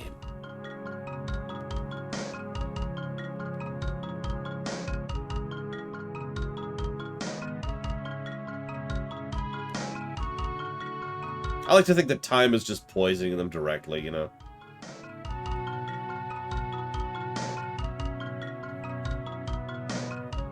Oh, whoops, that's an enemy.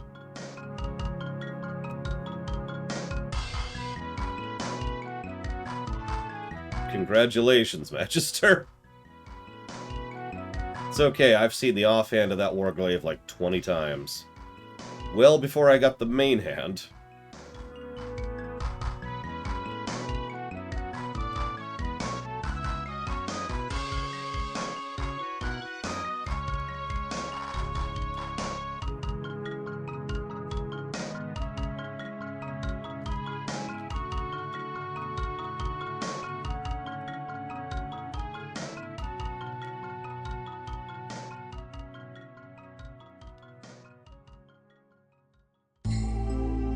Okay, here's an easy one. Anybody?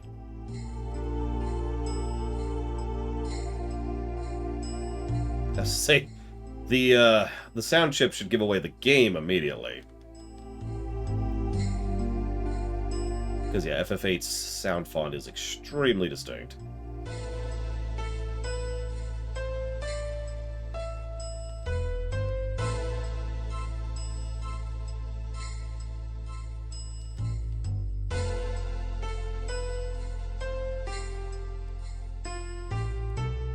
Yes, this is Super Mario Bros. 1, which isn't even in this playlist. That's how impressive that is.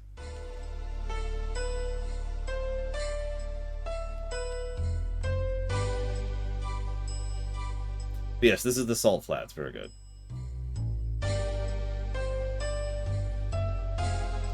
Okay.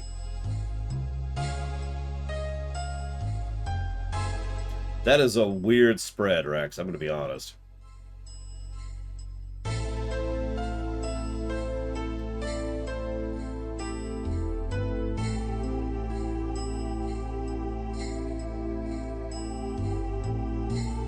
Ouch, Lex. This is gonna be, yeah, that's gonna be a dead end. I know, it's okay. It's a we'll just call this the regen corridor. What else we got here? Yeah, no. Okay, here we go. Much harder game to guess what this is. We're on floor 4 right now. Yeah, we're going slow this time around. We've been encountering some resistance this particular run. Damn it, hang on.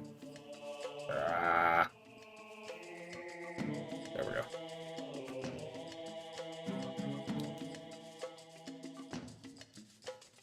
Yeah, this is an easy one. Twilight Princess is correct.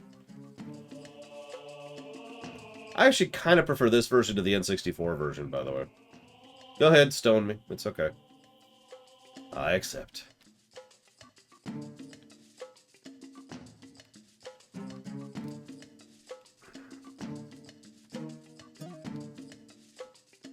Aw. God damn, get off the stairs!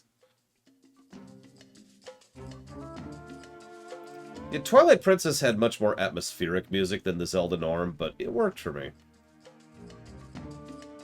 Okay, hang on. Twice in a row I hit the wrong button there.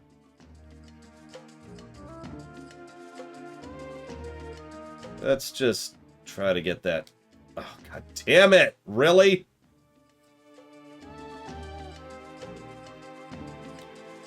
Don't worry, it's another regen corridor. We'll be fine. Everything's fine here. Oh, God! Okay, hi. Look, all I'm saying is if Mitsuda made good music, I'd like it more. Him more, I guess. Whatever. Okay, we're just gonna chill for a minute. Okay, and we're out.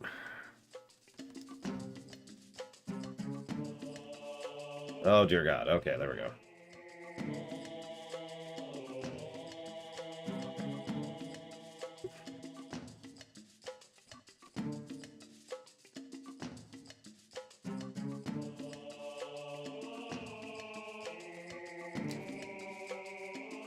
I think the game really doesn't want me to like it right now. Just, I'm getting a vibe, you know? I can one-shot several of these. But after that, we're going to start having some issues. And those ninjasks are going to suck. What do we got right now? We got a full holder, petrify, and a swapper, and that's it. So, okay. Okay. Where are we at? We got 7 more of these. So let's get rid of that.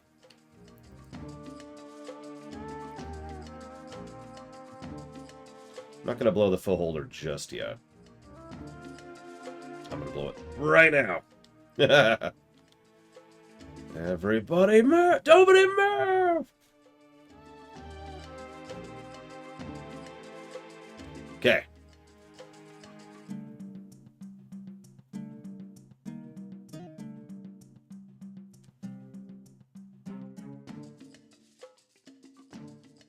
I'm debating.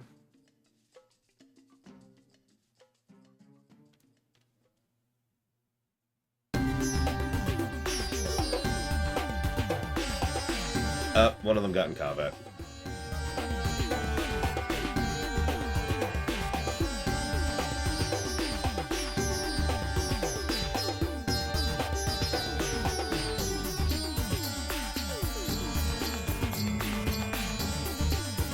What? You saw that, right? That was a spawn enemies trap in a monster house.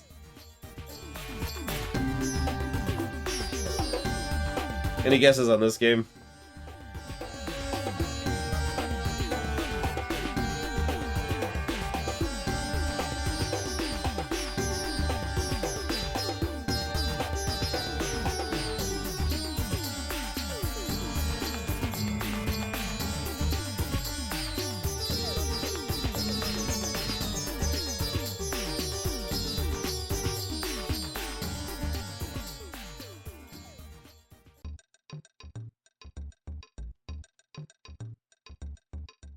It's neither Aladdin nor Shantae.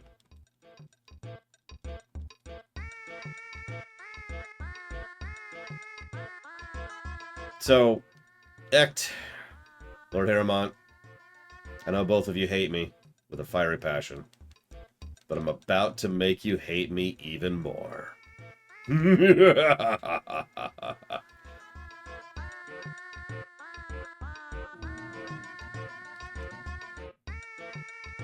This is Earthbound, very good.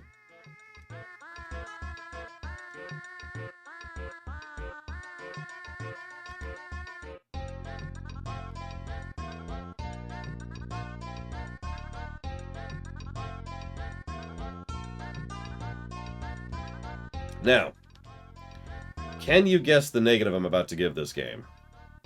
Because I am.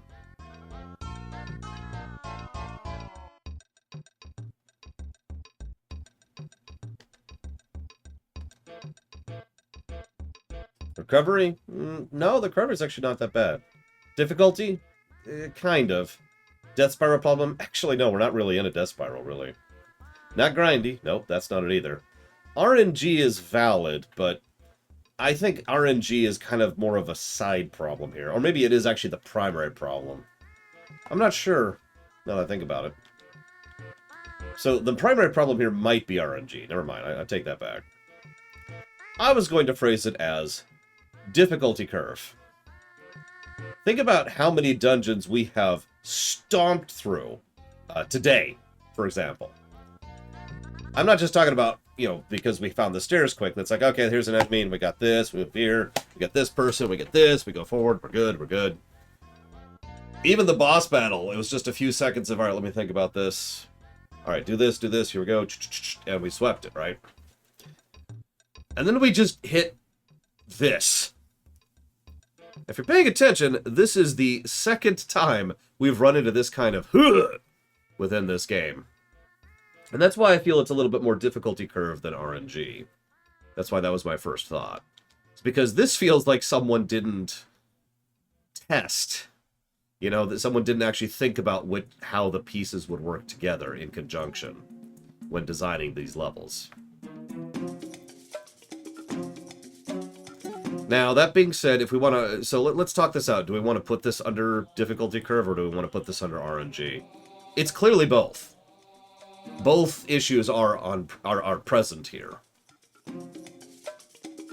I honestly thought we were going to be fine after the early game hell problem we had, because we were fine after the early game hell problem we had. And then we ran into this.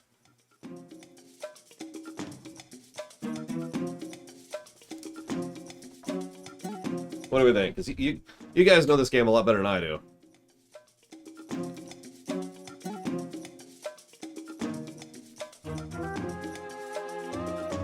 I'm mostly presuminating based on observation.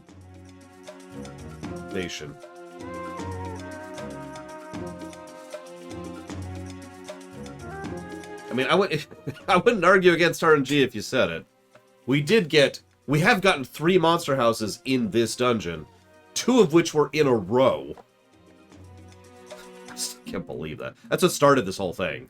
2 monster houses in a row.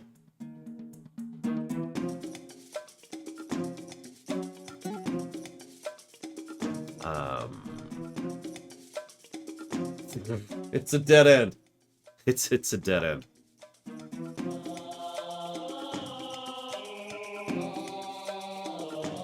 I suppose RNG could be related too, because we're a little bit limited in our party makeup. And so we could get bad type matchups, like, regardless, right? We happen to have good type matchups for here, but we could have bad type matchups for this. And it's not like most Pokemon games where there's a built-in system to catch Pokemon to fill in gaps in your lineup. We don't really have the ability to just catch Pokemon in this game. I mean, I feel like I already answered that question, Gungan. If you want me to give a 5-page essay, you got it. Them's whacked, yo.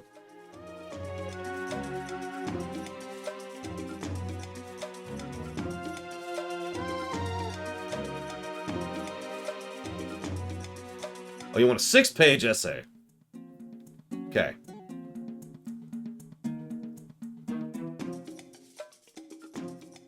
Almost there. Oh, at least Mawile is getting hit by this stupid sandstorm. Get me out of here. Oh my god.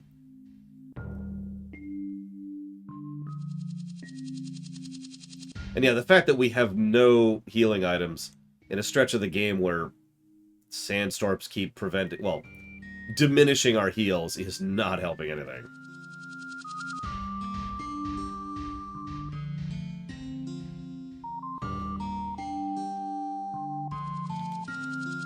Here's another easy one, consequently.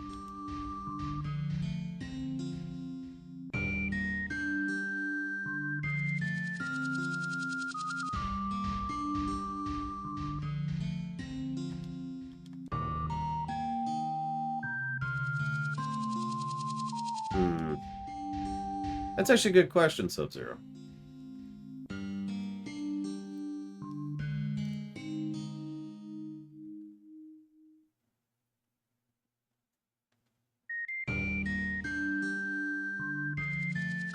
Oh my god, the accuracy! Go away! I don't know, Dream Whisperer. Yeah, the sandstorm is preventing healing and causing accuracy issues. Which is also RNG, if you're thinking about it. Yeah, hang on. Let's grab that.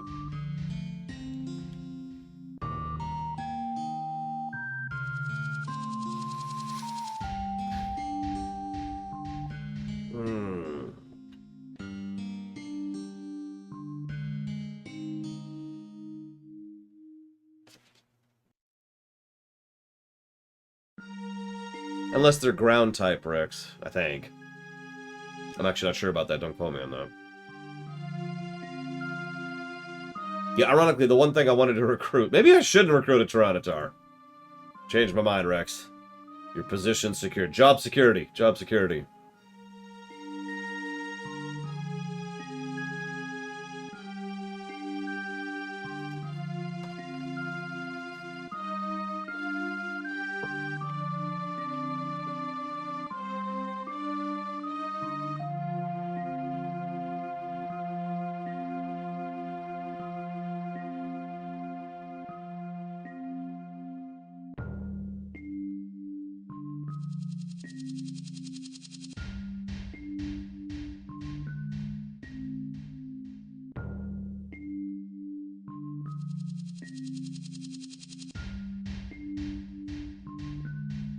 I hope this won't be a net negative game. I guess we'll see. As I've said many times, I never really hope for that outcome. Unless, you know, it's Quest 64, in which case, screw that game.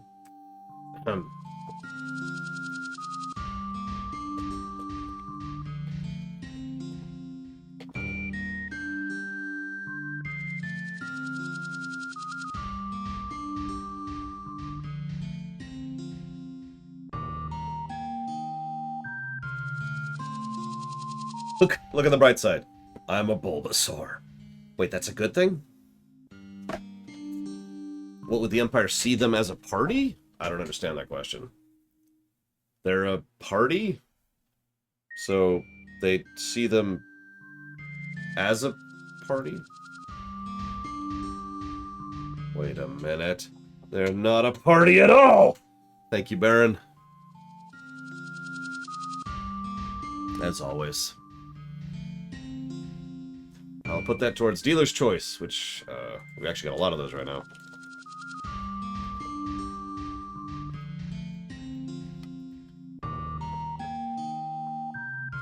See them as a threat?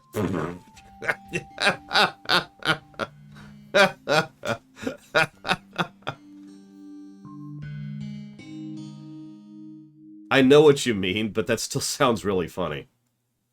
Okay, everybody.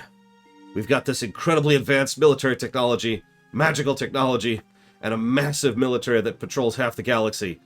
But hold up. There's some hippies over there. And I think they got some guns. What are we gonna do about this? What are we gonna do? This reminds me of a question that I think Loke asked. If a colony that was founded by the Empire wanted to no longer be a part of the Empire, what would they do? Now, this is actually a question that's been asked before. And the answer usually boils down to there's a whole procedure for allowing them to peacefully, you know, no longer be a part of the Empire's hierarchy and infrastructure. There are, of course, downsides from doing that, because you're no longer part of the Empire's hierarchy and infrastructure. But there's nothing really preventing them from doing that. I'm just waiting for another Monster House act. I'm just waiting for it at this point. I actually thought that room I just went into was going to be one. No joke. Oh, we've heard the song twice. Why is this song here so often? That's a little loud. Here we go. Well, yeah, unless you're the Terran Confederacy, in which case, alert! Alert!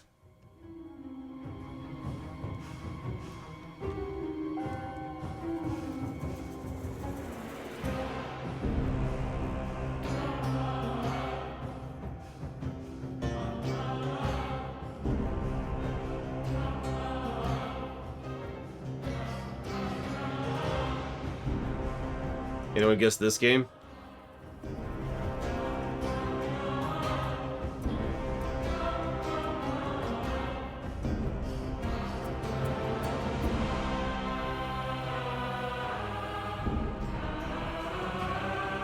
Hippopotamus wants to join the team.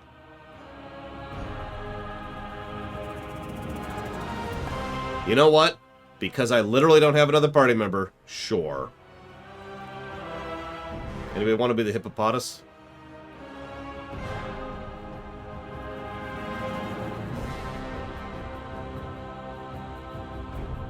I mean, literally, it's a seat filler, so why not? Who knows? I might actually like it. That was WoW is correct, but you didn't guess the expansion or the area. So it doesn't quite count, I'm afraid. This is an easy one. Wait, he spawns Sandstorm? Oh god. Okay. Alright, Trihexia, you got it. You can spawn Sandstorms on my face.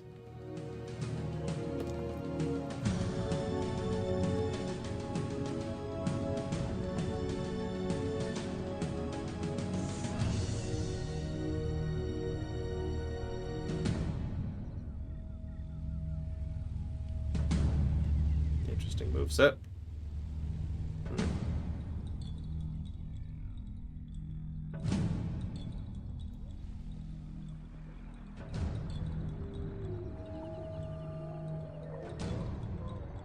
Nice job, Triaxia. I haven't dinged off of that. And finally 28. The level of the dungeon. I think, actually, this is level 30 dungeon, but whatever. Yeah, no, I caught that. I'm guessing the moment one starts in mid-dungeon, it's because a, whatcha-fig spawned. Very good, Mr. Red. That was, in fact, Vol'dun. I forget which one, because you know how... Well, maybe you don't know how WoW labels its music, but... WoW labels its music weird. It's usually... It's like Vol'dun DH. Or Vol'dun 3N, or whatever. So... Anyways, hang on. So... Stop doing yawn.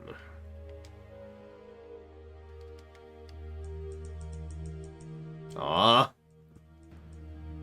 I'm never gonna get a Tyranitar.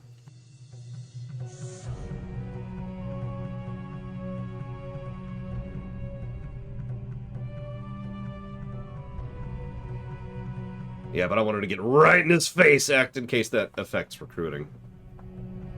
I don't know. I'm just guessing at this point.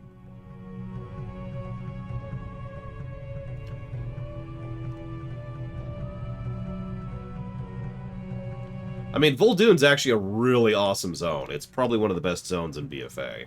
No joke. Great quests, great NPCs, brilliant visuals, fascinating lore, good dungeon, actually acknowledges stuff. It's good all around, really. Okay. Yeah, all three Zandalar zones are pretty legit. I agree with that. I have a package, so I'm going to go grab that really quick. I'll be right back.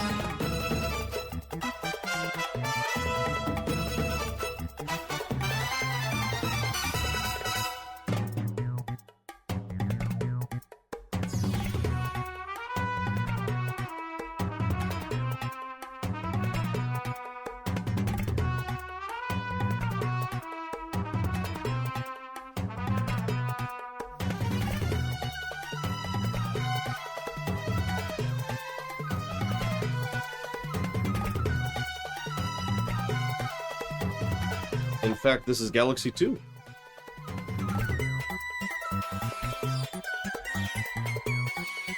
Alright, so, we're here. Let's do this.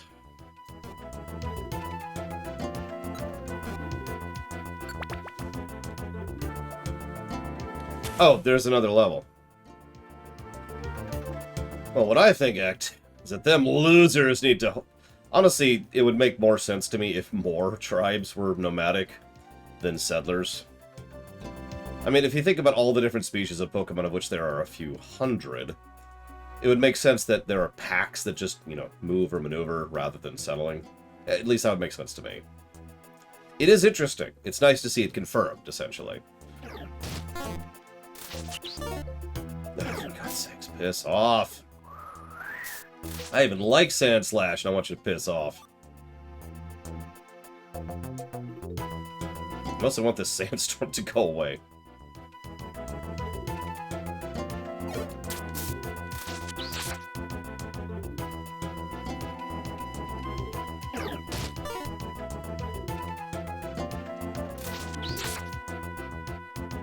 Is any of these games really handled the sea? Like, gone aquatic, you know?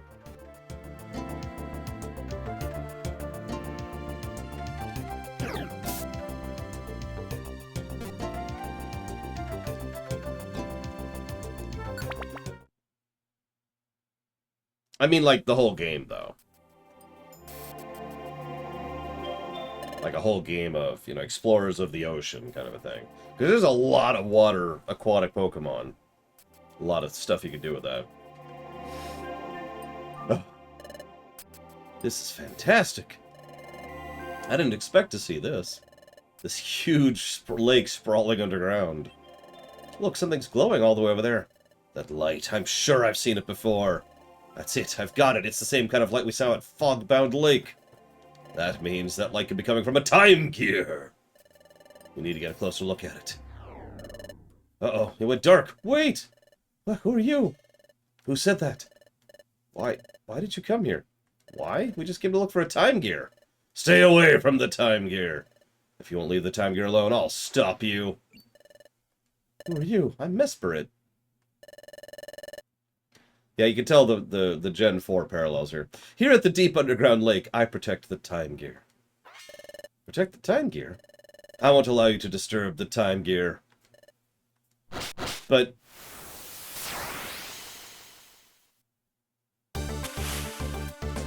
oh, come on! Another sandstorm? Oh, wait, my guy summoned it, didn't they?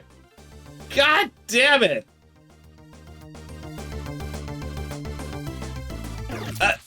Well, okay. That's... okay, hang on.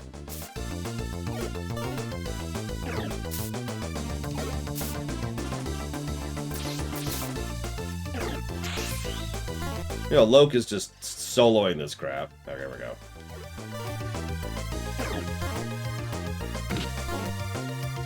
What makes them popular in the public, though, Gum Gum?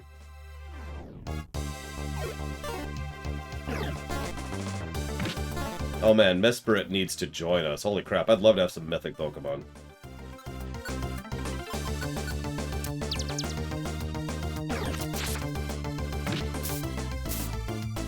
I think that's what they're calling them now, right? Mythics instead of legendaries?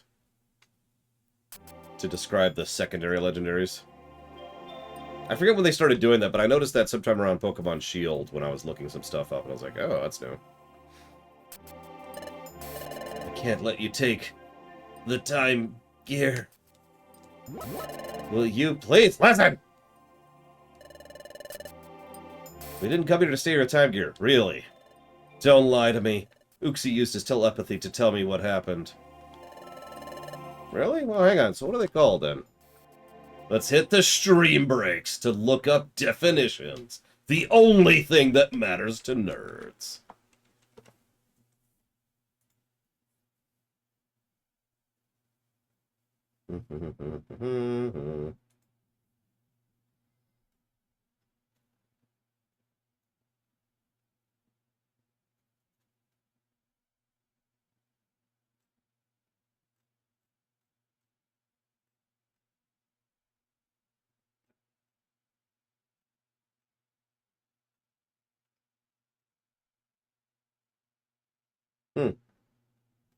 So there are mythics, of course.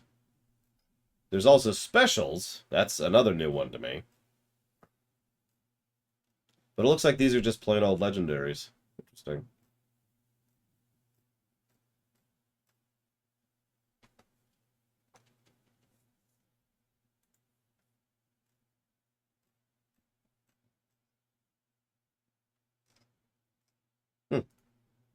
Alright, fine.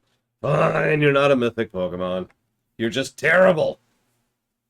Freaking lake Pokemon. What? You heard it from Uxie? That was your doing, wasn't it? No, we didn't do it. Then who's responsible? That would probably be... me! Who are you? Groivel! That's Groivel. I must apologize, but I will be taking that time gear. No! Stand aside. I won't. I won't let you take the time gear. I have no choice then. Ah! Mesperit. You lost that fight. You sustained serious damage, so don't push it. You're not getting by us. We won't let you take the time gear. Alright. Sorry for this. He's so fast! Forgive me, I have no quarrel with any of you. But I am taking that time gear! No, the thief is taking it. I'm sorry. Uxie must not have been talking about you. Really? I'm sorry for doubting you. It's okay, you just lost us a time gear. That's cool. That looks cool.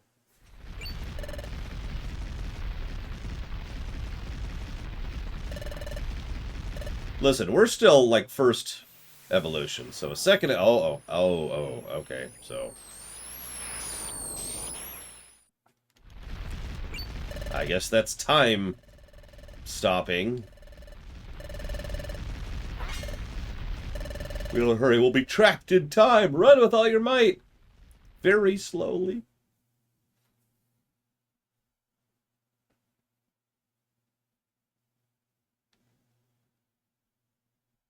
Yeah, I'll save, sure. We're out of the death spiral. No, let's actually call that what it is. That was a monster house spiral. Thank you for helping with the criminal investigation. Yeah, we kind of failed. No dinner for you! We have Mesperit under protection. Her safety is assured. We are dedicating all resources to pursuit of Grover.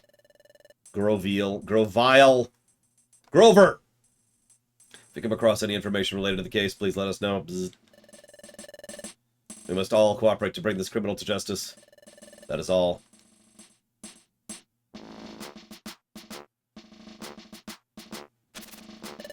I'm absolutely astonished. So there's a lake deep under the northern desert? And that wasn't all. A time gear was also down there. Yes. But about that time gear, Grovile stole it. And we failed to even slow down Grovile. In the end, it's the same as doing nothing at all.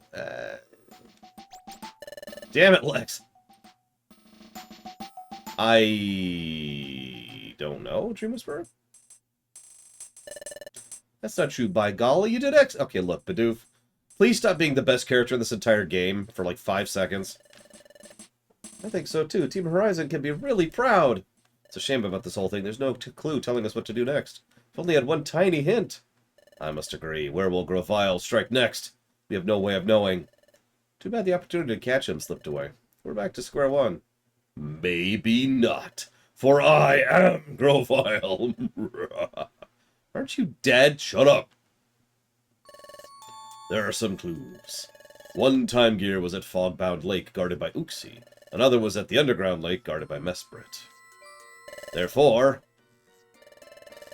there's a third one. A third member of the Lake Trio. There's an ancient legend. Uxie is knowledge. Mesperit is emotion. But there is a third Pokemon. A third ultra-pathetic... God, they just... Like, they're really cute, the Lake Trio, but they suck! Azelf. Willpower.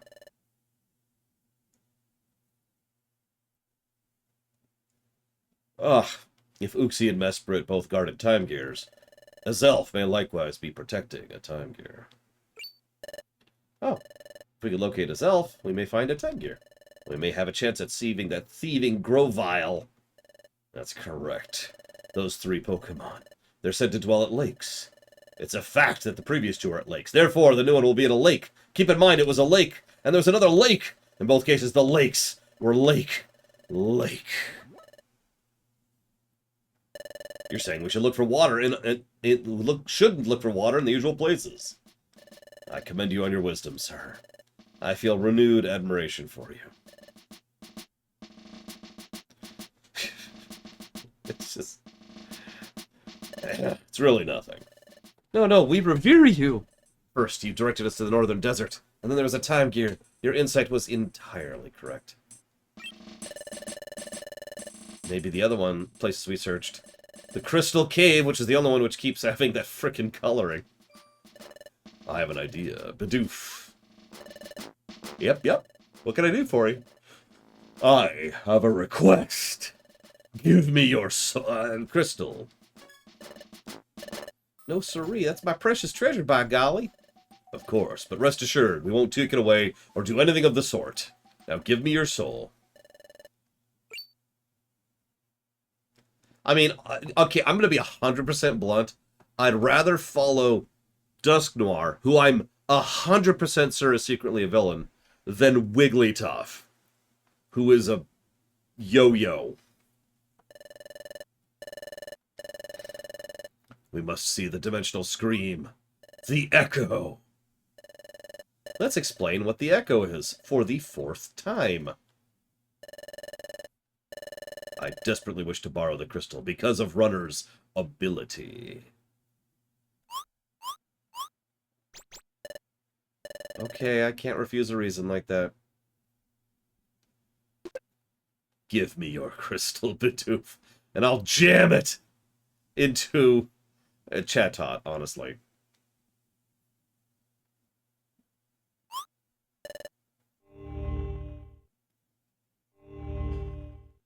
Like, of all the people in this room, the only one I really want to kill is Chatot. Wigglypuff is whatever.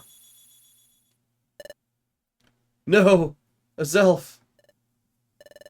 Now I'll take it. The Time Gear! No, you can't take it. Never. Crevile's trying to steal a Time Gear. Is that a Zelf? Yes. A weapon... Oh, I mean, if you think about it, a weapon that surpasses Time Gear would be pretty impressive. No, it told us everything, Jesse. We understand everything now. Everything makes sense. Actually, it does tell us one thing. The crystal's from the Crystal Cave, which means the Time Gear Lake is in the Crystal Cave. So we now have a specific destination to go search. So this is kind of a confirmation thing. Ugh, excuse me. Yes, I think the Azelf I saw is secretly a Zelf. Was that the past or the future? I don't know. You're not sure if it's the past or the future. Well then, since it's impossible to tell, it may well be of a past event. In that case, the Time Gear may have already been stolen. Squawk! We may be too late. Everyone, please, hold on. That's stupid, and so are you. It could have been a vision of the future. If you'd be so kind, remind us of what Mesprit said. Who informed Mesprit via telepathy that a Time Gear was stolen? If I recall correctly, you said it was Uxie. Hey, Blue Wind. We've joined the cult. Oh my god, flashback! Take a drink! Take a drink! We've confirmed that we are no longer going to follow the cult of Wigglytuff. We're instead going to follow the cult of Dusk Noir. The name itself is new to me. Then there's still a chance. That's dumb. It would be so easy to prove this is a future event and not the past. All you have to do is notice that the time hasn't been stopped in the area around the Crystal Cave. Granted, that's a bit of a trip, but you could just go and be like, hey, check it out. Time hasn't stopped. Cool. As long as a chance remains, we must never give up. Never surrender. There's no other choice. We will have to pin all our hopes on this. Loke is, I don't know what Shinx is supposed to be. I mean, it grows up to be kind of a lion-looking thing.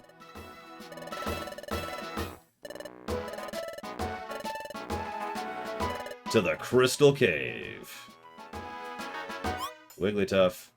Wigglytuff. Wake up! He's literally asleep. And this is why we follow Dusk Noir instead of Wigglytuff. He's fully asleep with his eyes wide open and everything. When do you all suppose he's gonna go... When do you all suppose he took to snoozing?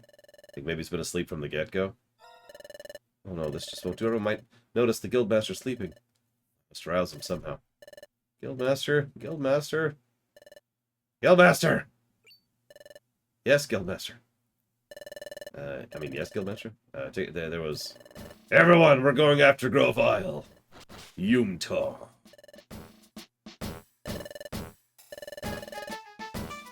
I'm just gonna start going Yumta every time I encounter something. Like, do a weird flex, too. Like, in a way that makes no sense at all.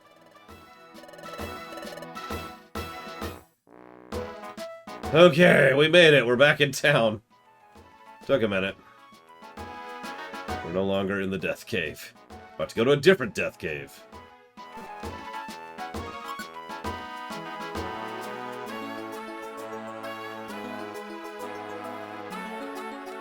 Yeah, Wigglytuff is just here. What? Ah!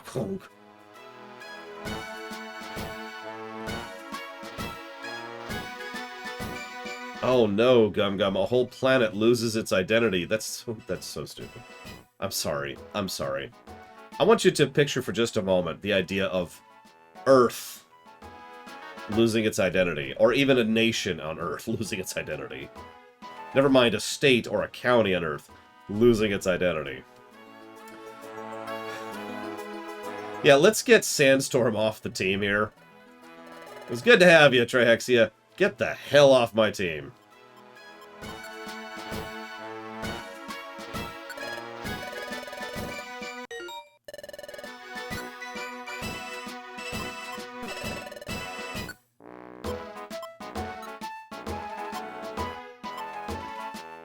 That's also a good question, Magister. What does it mean to lose your identity?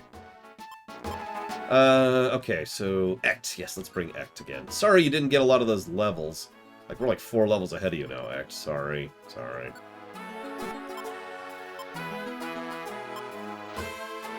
Wow, we almost have 2 IQ. That's pretty impressive.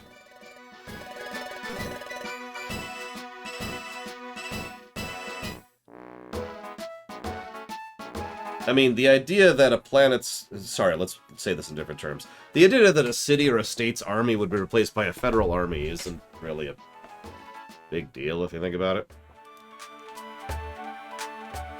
Spore has been very good, yes. Ignoring the fact that it effectively won that one boss battle for us. By itself. Okay, so what do we got on us right now? A bunch of orbs from that mess. 1 gummy. Let's go ahead and burn that. Had a really disgusting drink there. It tasted terrible. I'm gonna head back to that shop again. I won the first prize. Must be beginner's luck. Congrats.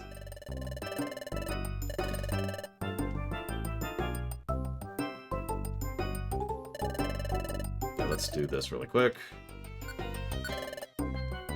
To me, I must have the highest of all IQs.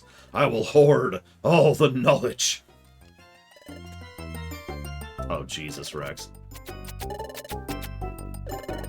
Pokemon Mystery Dungeon on the mobile phones. It only costs $1.25 to open one of the boxes.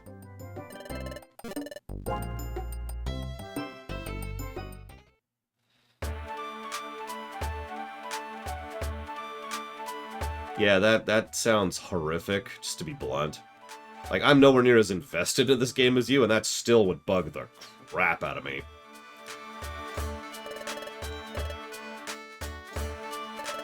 An egg is sort of happy. Chansey Daycare will look after any egg for you. Any egg. Pay $2 to have a hat for your Bulbasaur. You know, you remember those few years there? I've noticed this has stopped. I've noticed this people don't do this as much anymore.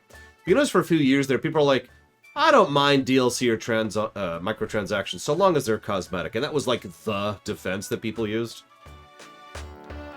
You notice people have stopped using that defense. I'm really happy people have stopped using that defense because, oh my god.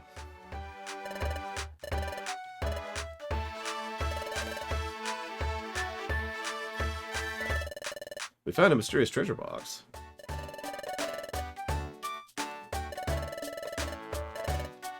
It's apparently a sparkly treasure. Yeah, so, appraise my stuff. Give me something good.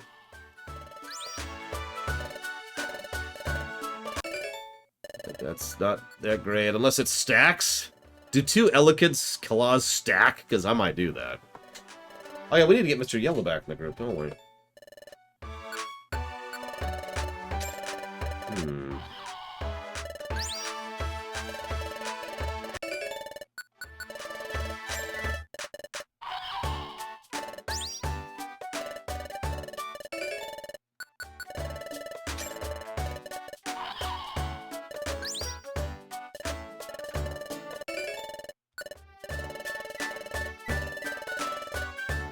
Yeah, I noticed the Ivy Claw in the middle of that.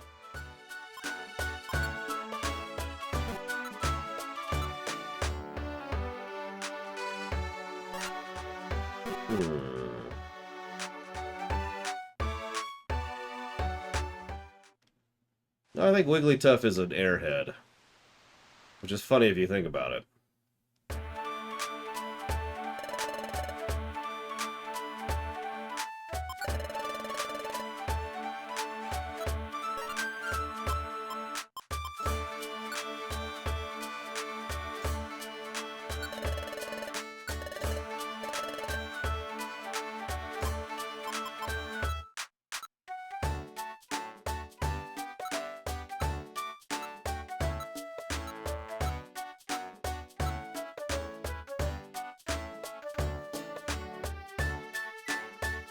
I mean, I keep saying it. Wigglytuff is a heavy. Who did we name? We actually had a Wigglytuff in our cute Pokemon run. That was, Let's Go, I believe. Who did we name that? Does anyone remember? Hang on, let's just do this.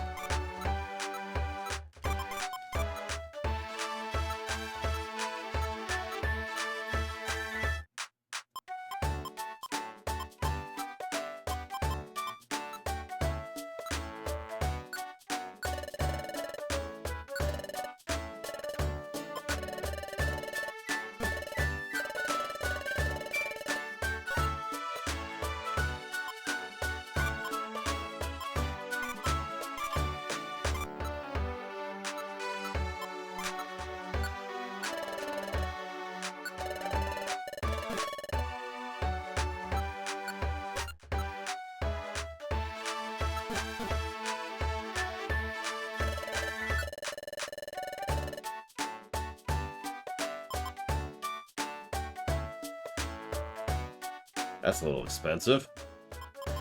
I'll go and grab this, though.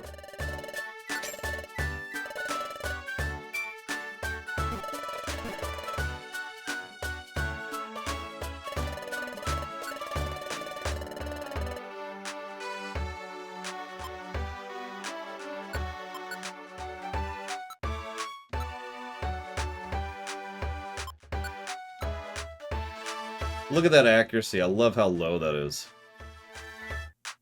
I mean, so far it's better than the first chapter, Rex. I'm actually kind of engaged in the plot. And I'm liking where it's going. I'm already suspected Dusk Noir is secretly pure evil. And I'm totally right. But, we'll see. Yeah, that's a no. Solar Beam, on the other hand.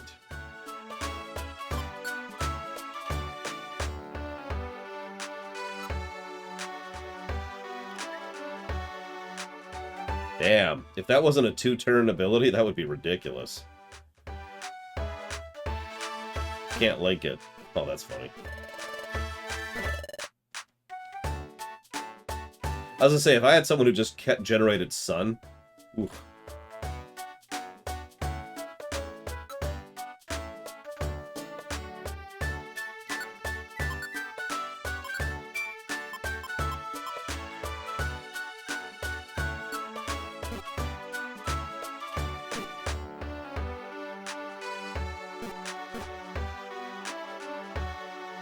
Aw. I think I'm going to pull a trigger on something I've been wanting to do for a while now.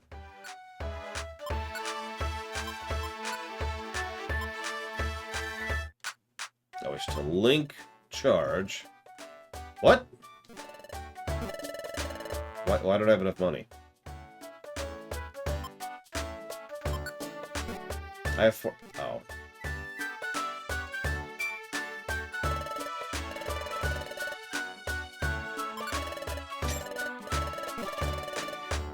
Ahem. Alright, Loke. Let's link it up.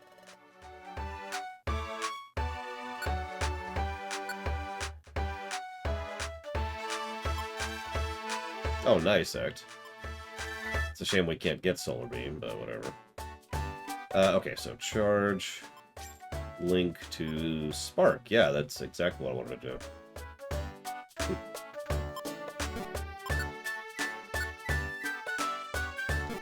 Let's see what else we got here.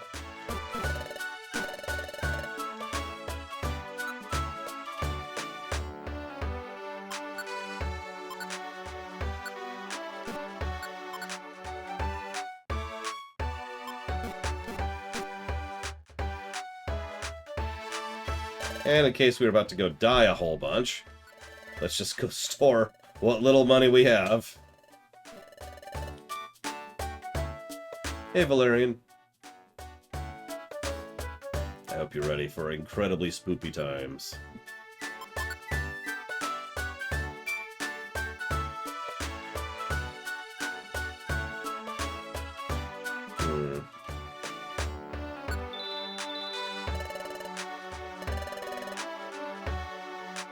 What do we got here? Wow. We got our Mawile to level 28 in that nonsense. Meanwhile, Mr. Yellow's level 16. That might be why he kept dying.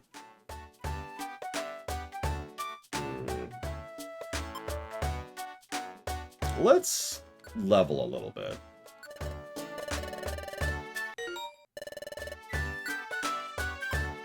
Go ahead and pull Mr. Yellow in. If this doesn't work out, then we'll go back to just, you know, using our high levels. We want to spread out that exp a little bit.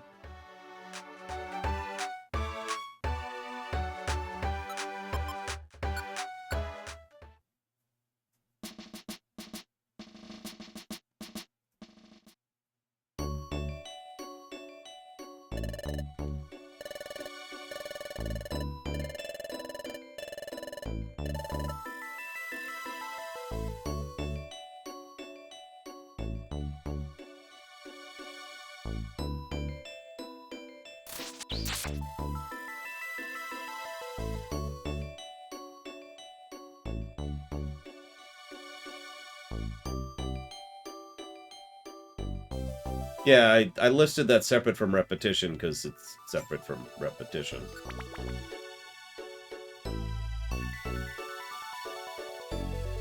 I mean, you notice there's large chunks of text I've just decided to not read out loud because it's just something they've already said. If I was to be honest about it, I'd say it feels like some of the dialogue was written for young people in a bad way. In the... okay. This is... We talked about this in the MLP stuff. I've long since held the theory that you don't drag things down to the level of a child. It's just being insulting, you know? But a lot of people do it. I mean, good God. There was this one TV show, this was a while ago, and it was clearly aimed for, when I say kids, I mean like 2-year-olds. Okay, let's see. I'm gonna go into this room, and at some point I'll have... Okay, where's the staircase? Is it over here? Hey, you. Where do you think the staircase is? You can count on me to find the staircase. Where do you think the staircase is? The staircase is... You know what I'm talking about, right? You know what I'm talking about. And that's what I mean when I say the empty text thing. Kids aren't that stupid, and we most assuredly are not. You don't have to rehash that every single time. I do agree about the dialogue in general. In fact, I've jotted down dialogue for a positive. The only thing I'm not sure of is how many positive it's going to be at this point. No, no!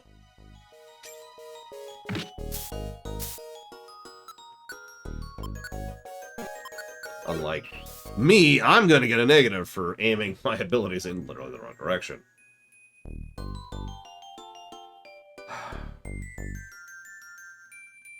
I know mine was, my Kumano.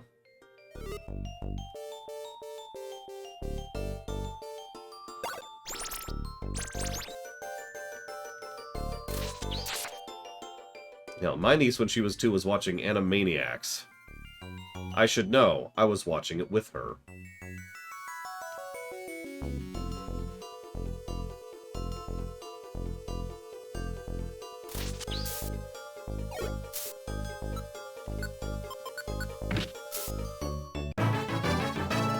Yay, Mr. Yellow is starting to level. Join us in the high-level club, Mr. Yellow.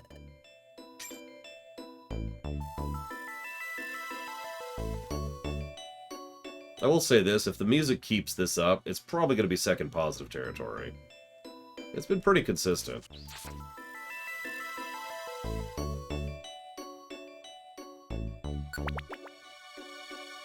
She did not actually, Ross. She does a thing a lot of kids do, which is when she bounces around her interests a little bit. So she wants to watch this movie series, then she wants to watch this show, then she wants to switch over to this show, and you know how it is. Hell, I think adults are like that, too. This is gonna be a really long dead end. Oh, no, it's not a dead end.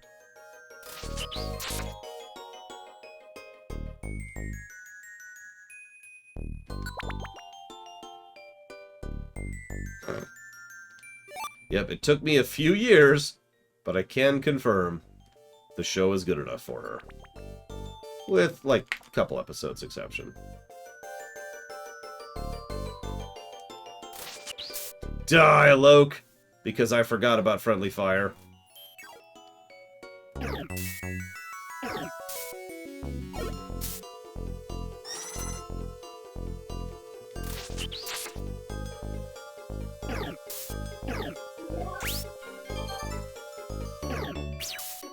Do me a favor, Mr. Red, don't die to this trash fight.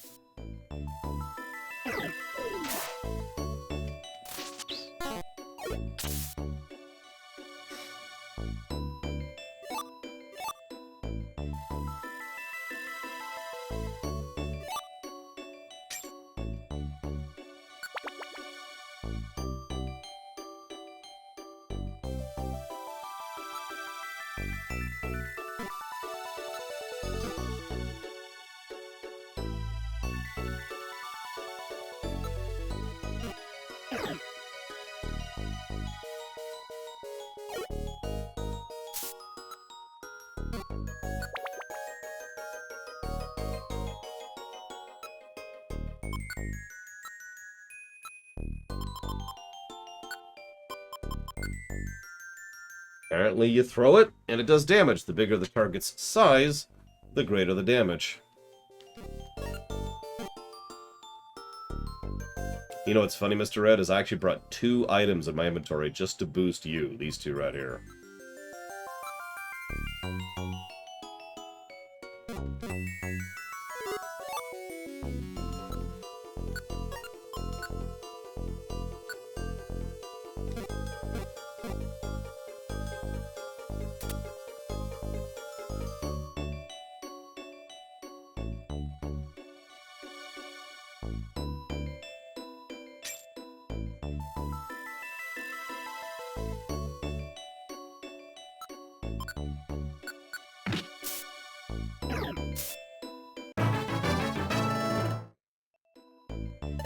Meanwhile...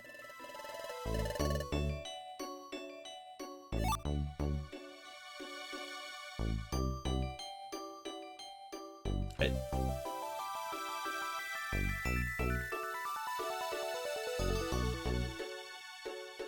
Yeah, it actually startled me a bit, Mr. Treatment. You leveled up. Yeah. Okay. Oh, I'm awake. I'm awake. Ow. Ow. Ow. Oh my god. Oh my god. That was one attack. You see how much health I'm missing right there in the upper right? That was one attack.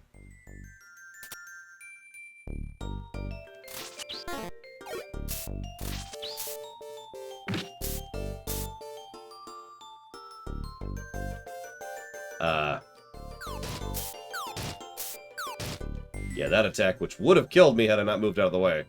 Oh my god. Okay. Hang on. Gonna go and heal.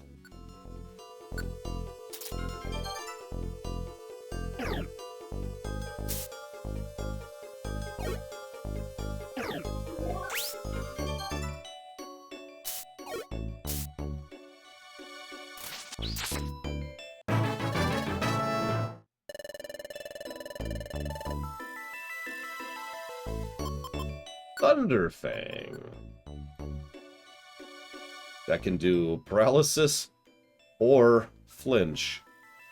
Ooh, yes. I'm gonna have to lose bite for that, but yeah, whatever. Do it.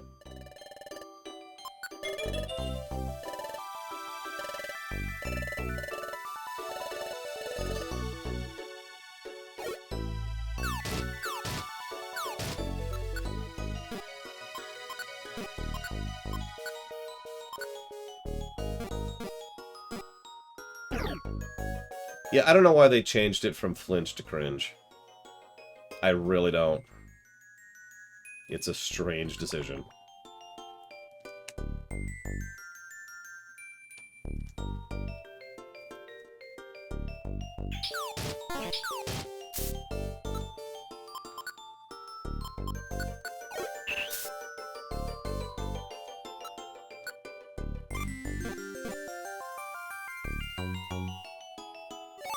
Team Cringe.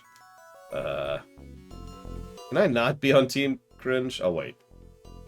I guess it's too late.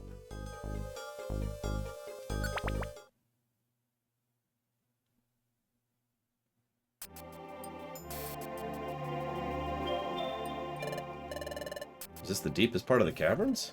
Hey, look, over there. Look at these 3 crystals. They're huge! They're different colors, too. Clearly, they stand out from the other crystals. On the way here, we didn't see anything out of the ordinary. So I think these are clues. You see what I mean by the empty text? They must be keeping a secret. It makes sense. I feel the same way. On the journey to the Fogbound Lake where we met Uxie, I took a drink. I'm just making my point. Oh my god. Okay, hang on.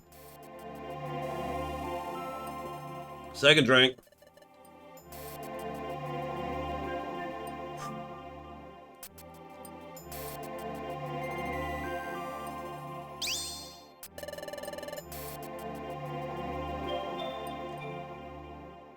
Yeah, the game really wants me hydrated, which is good, you know.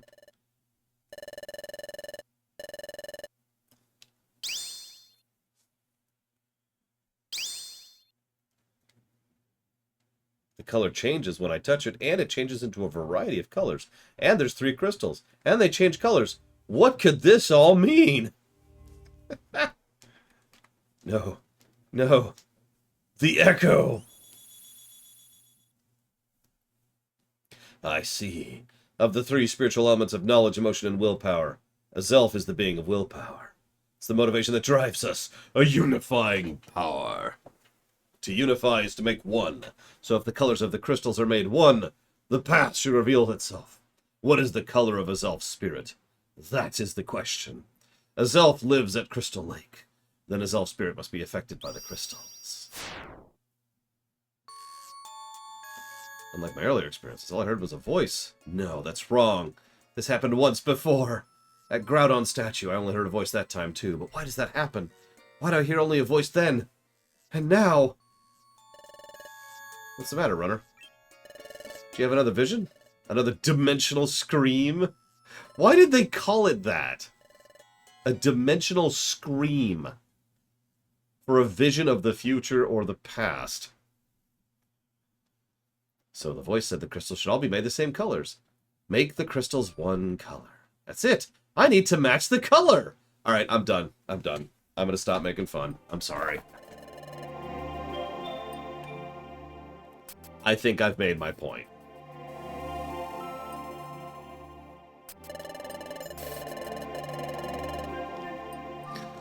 Let's go save. Oh, hey, we can check storage. Holy crap. Let's see here.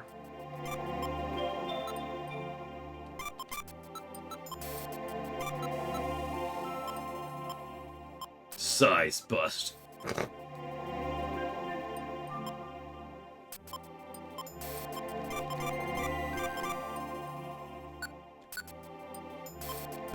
I don't know, if they called it Echo, then FF14 would have to sue.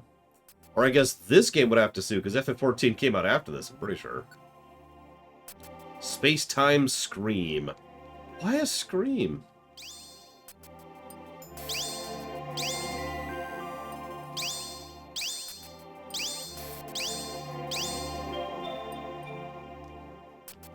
Like, I'm actually confused by that.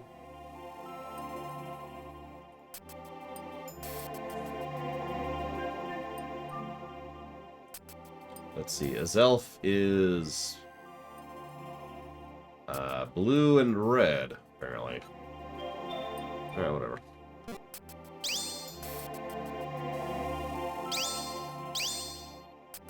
Blue it is.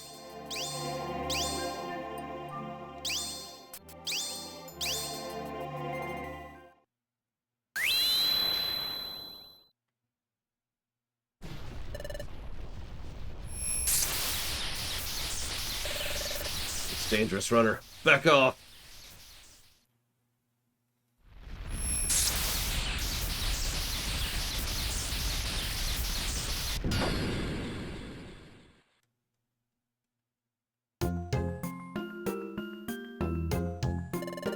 What is this? There's a big jagged opening in the middle. You think we should go through there? Maybe that leads to Azelf's Lake. Those 3 crystals were the key. They opened a path that may lead to a time gear. Onward to Azelf's Lake. With Act.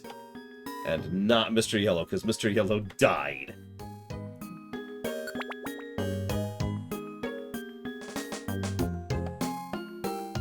Interesting.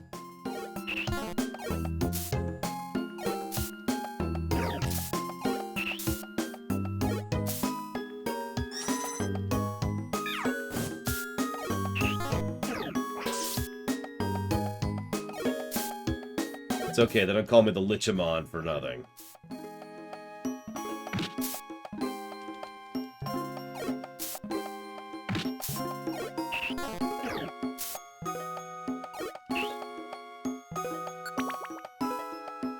Yeah, I noticed that, Rex. It's like, really, dude? Okay, okay. Not gonna argue. Oh, Jesus. A Nuzlocke of this game? Oof. Yeah, that'd be mean.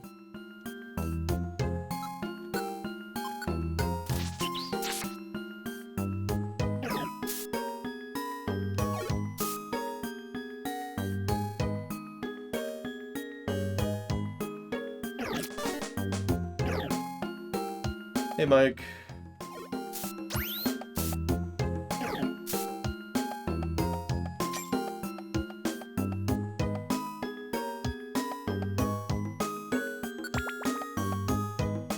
I am feeling a bit better. I'm not gonna lie, I'm actually still kind of tired. I'd have to ask for tonight's D&D stream to cut off a little earlier than usual. Slow trap activated. Sweet. Okay, what is this freaking staircase lock? Like, I'm not complaining, but what? I feel like the game's like, you know what? Hang on. Here. This is after all the nonsense you just went through.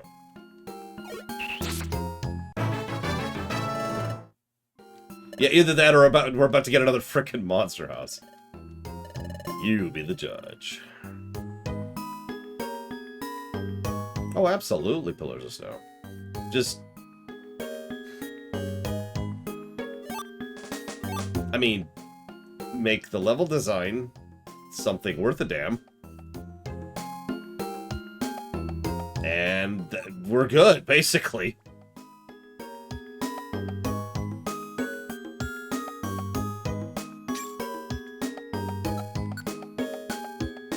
Oh, and make it so you can control your party members. That'd be cool, too.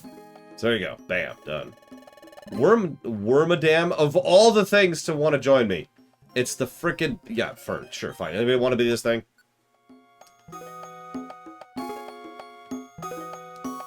That's a good question, Pillars of Snow. Here's a better question. Who cares? Sorry. Oh god, co-op would be... Online co-op for this would be legit.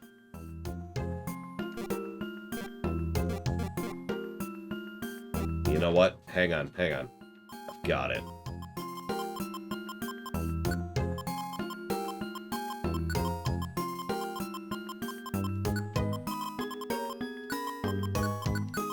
us, Mr. Green.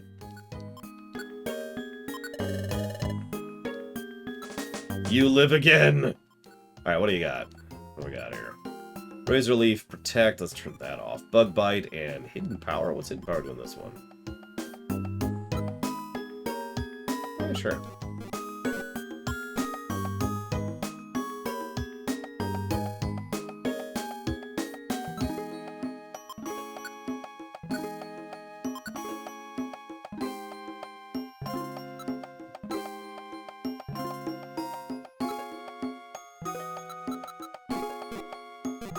Yeah, it's actually not a bad moveset. I agree. Most annoying Pokemon to fight in this game? Yes, because Venomoth was pretty mean earlier. I agree with that. We only poked at it, but that was a just nope situation.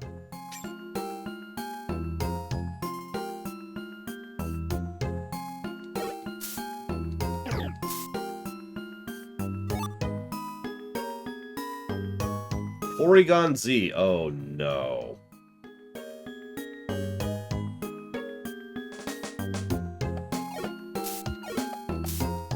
It does not bode well. Is that ice type I can't think of the name of? It is. Screw that nonsense.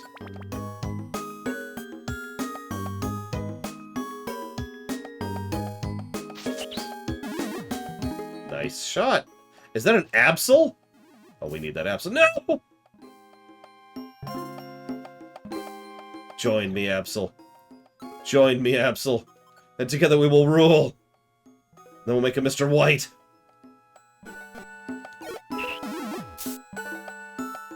Ah! Can I get Absol? I can recruit an Absol.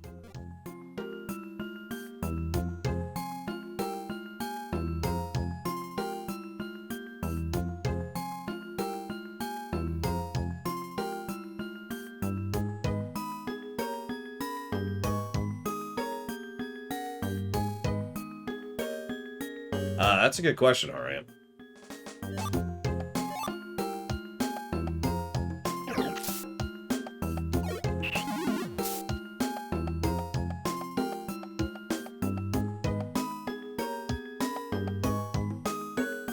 Come back. Come back. Damn you. Quit running, you coward.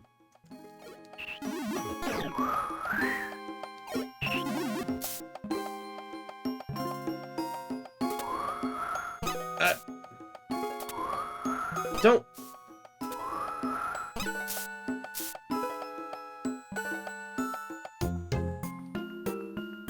Yeah, you like corridors, right? Come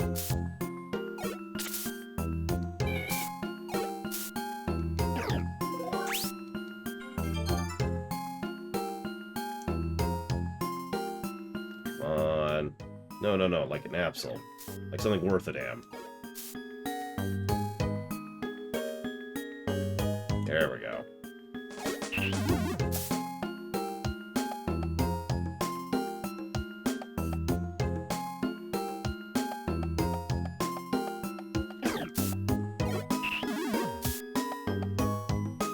Damn it. Oh yeah, Quest 64 just has the best designed anything's ever.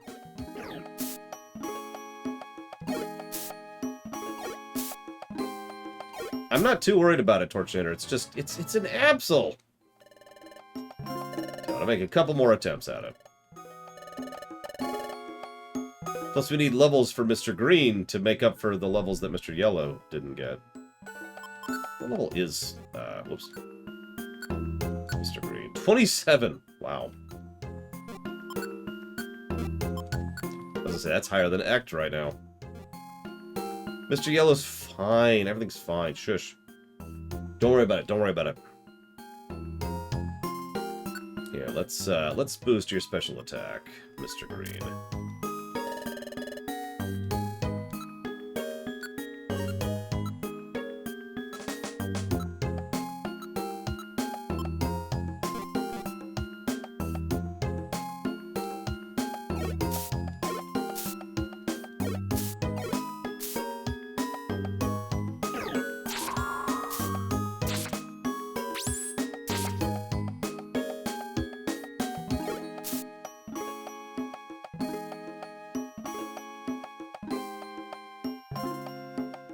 So Mr. Green's dead.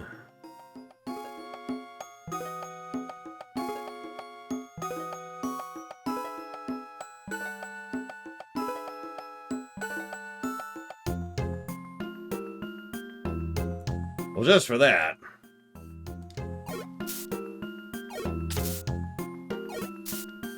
Yeah, I'm trying, Mr. Red. I'm trying, I swear. At the very least, I need some healing here. Okay, this is the last one I'm going to try this on. Well, okay, these two are the last ones I'm going to try this on. Okay.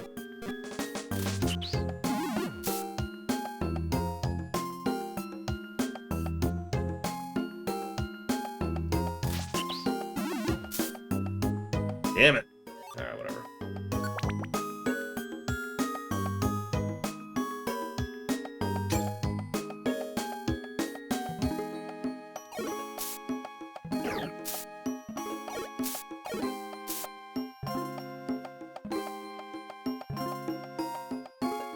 I'm curious which Dominion you're talking about, Magister, by the way. There's so many.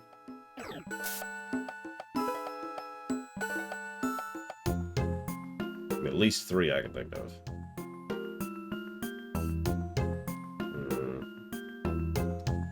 One attempt. Nope.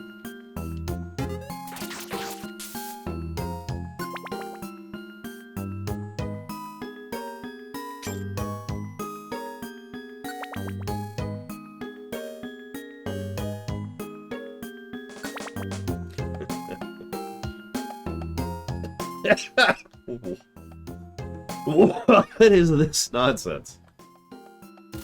I'm not even mad, I'm just confused.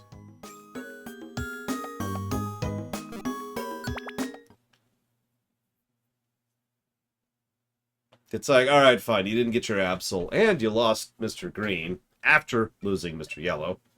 But here. Look, Runner, it's the lake! Are you sure? It's incredible. That is pretty. Look at all those crystals emerging from the lake's surface. Is this lake where a Zelf lives? Well, hopefully willpower won't attack me on sight. I mean, that is the problem with RNG, and that's why RNG is bad. In my... Well, okay. Too much RNG is bad. Because it will heavily skew your experience. Good, bad, and in between.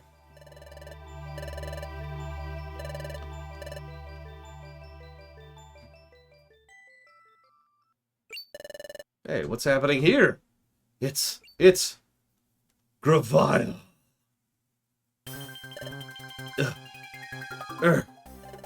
Now I'll take it. The Time Gear. You know, it's amazing that a level 2 evolution can accomplish so much. I'm almost impressed, really.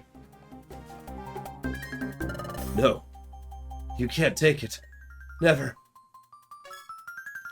This is what I saw in my vision during the Dimensional Scream. It was a vent to the future after all. Is that a Zelf? Let's go help them.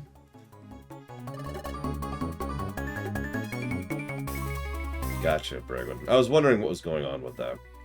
I'm sorry.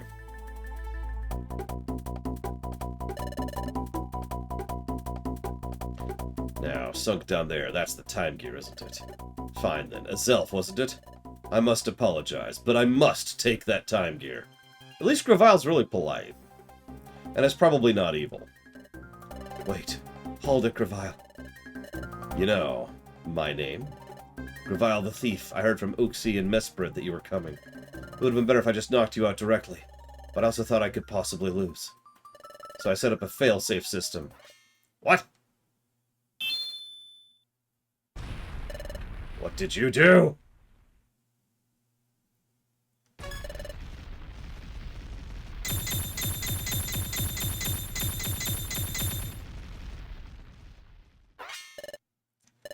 The lake is covered by crystals. There's no way of getting at the Time Gear. Gravile, the Time Gear. You'll never get it now. Even in exchange for my life, you'll never. I need to have it, and I will get it. I need the Time Gear. Even if it means eliminating you, a self. Stop! You're not stealing... Another time gear, Gravile. I have no quarrel with you. Out of the way. No, I won't move. Are you serious? If you won't stand aside, you leave me no choice. A boss fight with Gravile. Which, honestly, should be a complete joke, but let's ignore that for a second. Let's see, what do we have right now?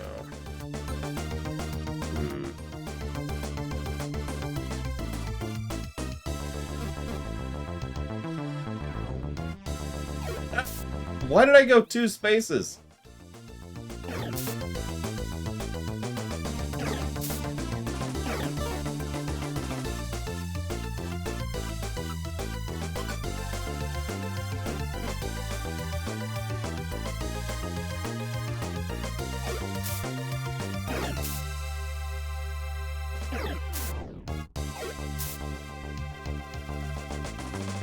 Okay, we've successfully reached the boss. We're gonna test something here. That was 46, which is a grass type, obviously. Meanwhile, Ect is like, I got this, guys, don't worry. 46 from a tackle.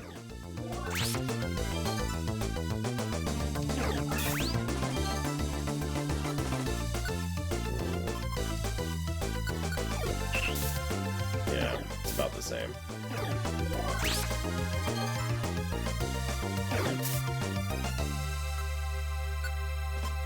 I don't think I could seed him. Yeah, I didn't think so. I thought it was worth a shot. Die, Gravile. We won that fight! Get out of the way. I can't talk. But... I won't step aside. You refuse. Then you leave me no choice. No, Luke's in serious trouble. But I can't move after having curb-stomped the boss despite screwing up.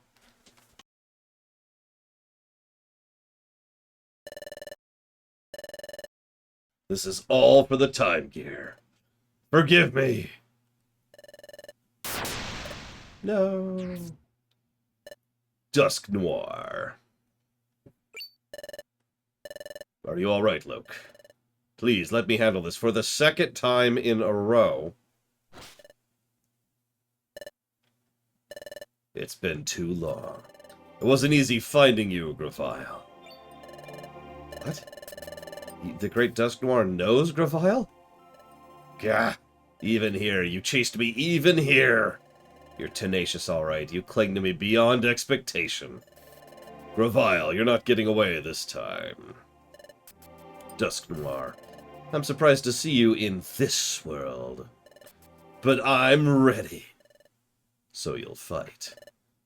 I'm sorry, a Dusk Noir would absolutely curb stomp a Gravile. Can you win against me? That blasted Gravile. He never intended to fight me at all. There's no escaping me, for I am pure evil. The great Dusk Noir vanished too? What just happened? I don't understand. And...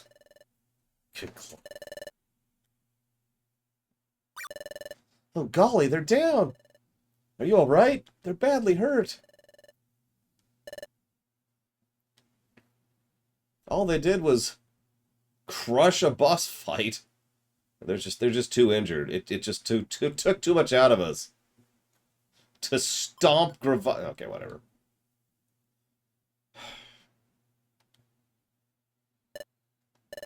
Oh, are you awake? There's an interesting question. Do we get medical care as part of our 90%? That might be worth it. You were both hurt. You've been sleeping all this time. Are you alright, Runner? Oh, I'm glad to hear it. I remember passing out at the Crystal Lake. Seems like I can speak again. What about his elf? Is his elf okay? He's fine. Compared to you two, his injuries weren't that severe. He regained consciousness earlier. He's in the guild now. So we have all 3 lake spirits in the Guild of Wigglytuff. The spirit of knowledge, wisdom, and emotion are in the Guild of Wigglytuff.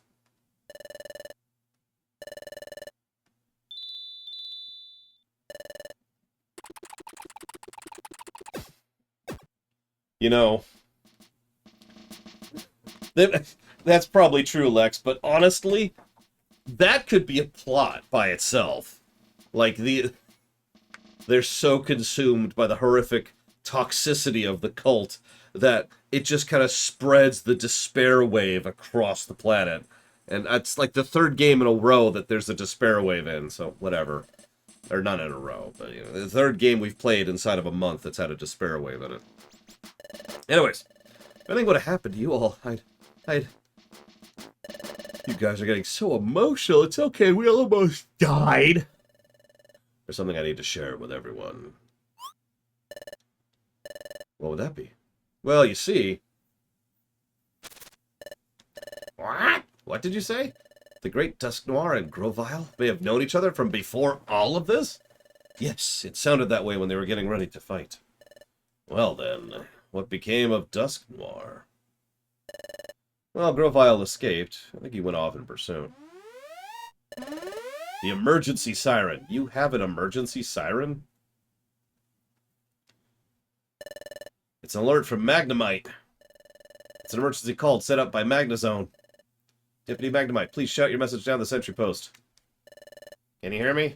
This is an important announcement from Officer Magnazone. Everyone, please gather at the main square in Treasure Town. Okay, we're going! We're going! God dang it.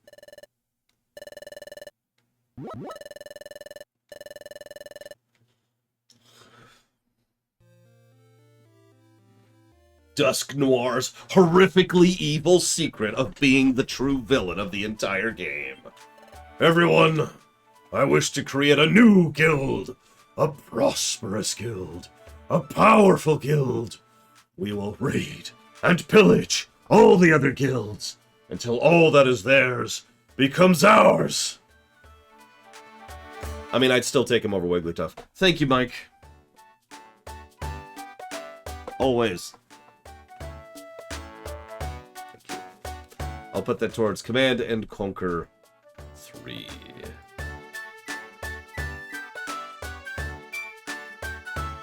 I'll create a dominion of guilds. Only the pure, the powerful, the perfect will arise in our new order. Your new order? Our loyalty is to Wigglytuff, to democracy. Wait. So the guild Pokemon are being called. Yeah, along with the lake Pokemon, by the way. A Zelf! Uxie! Best Spirit. Are you all hurt? Are you alright? You're not hurt? Yes, this new guild shall be called the Superiority. The time gear is in Crystal Lake. It'll be safe without your protection. To air this. It'll be safe for now. The time gear is protected by an encasing cover of crystals. Stealing it won't be easy. You'd need like a Diglett to get through that. Dusk Noir, sir. Ah, Loken Runner, you're safe. I am so relieved in my extremely evil ways. Glad to see you're back too. Thank you for saving us. So, can you tell me what happened? What happened to Grovile? I gave chase to Grovile, but he slipped away from me. Dusk Noir, sir. Back at the lake, you and Grovile seem to know each other. If I may interrupt, the great Dusk Noir plans to explain what he knows, and that topic will be included. Gather around, please. Airheadocracy. Isn't that just real life?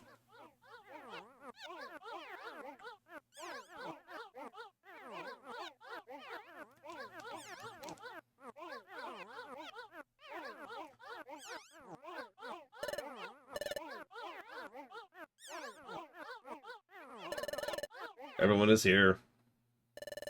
So I'd like to get this meeting started. Our topic, the rash of time gear thefts.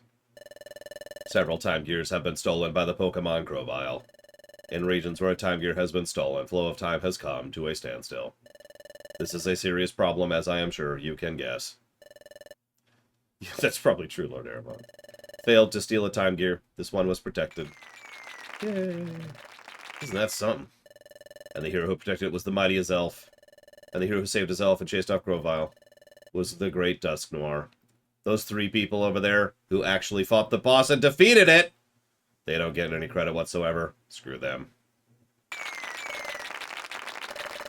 No wonder he's such a famous explorer. Officer Magnazone, I'm sorry to interrupt. Perhaps I should explain from here. Personally, I think that those 3 who actually beat the boss shouldn't get dinner for their heroic activities.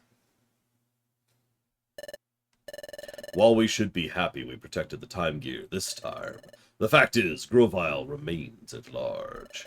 Therefore, we cannot afford to feel safe and secure. It's just... he's not even that good of a grass type. I'm a better grass type than he is. Grovile will most certainly make another attempt to steal the time gear. There is another matter that is tied to all of this. It is an extremely important matter I must share with you. I would like to explain it to you now. First, earlier Loke asked me the following question. Did I know Grovile from before all this? I do know Grovile. What I'm about to say may be beyond your belief. I am actually Rip-Off Mask Grovile! Actually, what's the step after Grovile? I can't remember. Hang on, I'll look it up here. Grovile. No. Sceptile! He ripped off his mask. I am Sceptile! No, it couldn't be. Wait, that means you're Grovile from the future! That's right. Wow, Sceptile looks really dumb. Wow.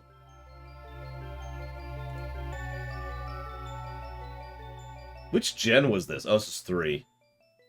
Remind me, when we review 3, to never pick Trico. It also happens to be the truth! Furthermore, if what I'm about to reveal isn't stopped, calamity is certain. I, therefore, ask for your undivided attention.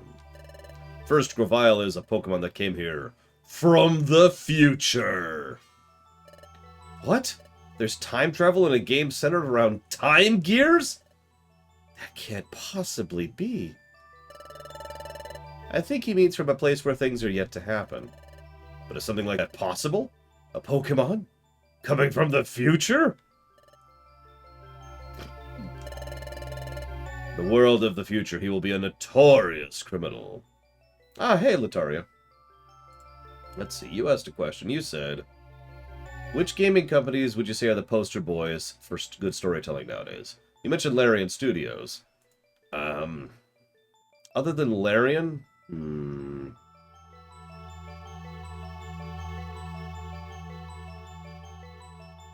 You know, honestly, I would say Larian's it. There's not a lot of good companies out there that have my faith in terms of storytelling. I know you think Square Enix, but, I mean, Square Enix has a bit of a gamut, bit of a range in quality of storytelling. So, you know. Speaking of which, what is the possibility of me reviewing Divinity Original Sin 1? I have the game. I've played it 3 times. So, all someone would have to do is donate a few $1 million for it, and it would happen. I'm joking, but, you know. Someone can add it to the list just fine. Way Forward does some good games, but I'm not sure they're high on the story axis, Ross. Let's see. Was that it from you, Latario? I think that's it. Yep, that's it. Okay. Like, I can think of several companies that do some good gameplay games nowadays. Most of them are indie companies. But story? To avoid capture in the future, he fled, and in fleeing he escaped to this, the world of the past. After arriving in this time, Grovile plotted, until he hit upon an utterly catastrophic plan. What was his plan? It was nothing less than causing the planet's paralysis. Yes. If a planet becomes paralyzed, all movement upon it ceases, and all the people on it go flying out into space. When a time gear is removed, the flow of time slows in the region. As many more are taken, time slows in an ever larger area. Eventually, the planet's flow slows down so much it stops entirely. Ultimately, the planet reaches a state of total paralysis. If the planet's paralyzed, what happens to the world? In a world where the planet has become... I'm going to say that sentence one more time. In a world where the planet has become paralyzed, no winds blow. The day never comes. Neither spring nor summer ever comes. It is a world of unrelenting darkness. It would be no exaggeration to call it the complete ruin of the world. I love it, personally, but then again, I'm dead.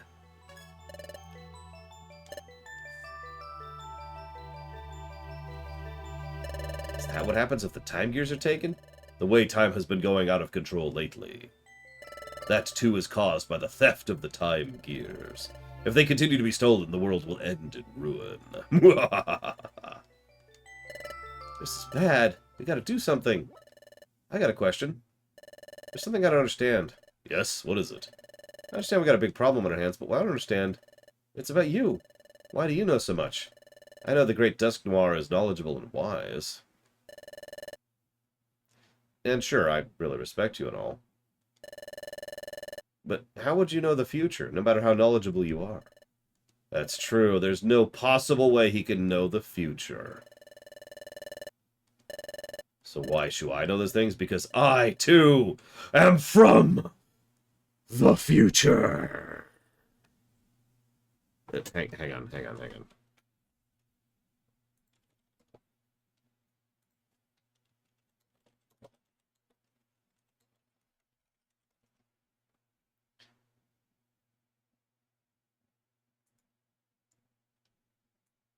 It's because I, too, am from the future!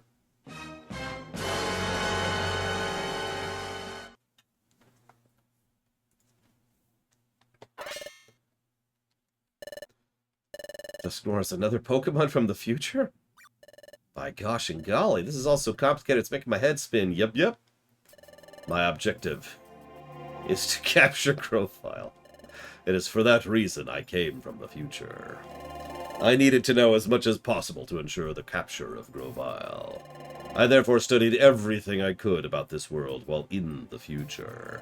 That is why I know so much about this world. Why'd you say anything before? I'm sorry. I have felt terrible not saying anything. I am sincerely sorry for not revealing my identity. I am full of contrition. But, what if I had been open about my identity from the start? What would have happened if I said I was from the future? Who would have taken me seriously? Also, I needed to avoid alerting Grovyle to my presence. I decided I should keep my identity hidden while I went about my work. That's why I became so famous, people would recognize me on sight as a famous explorer who knows lots of things.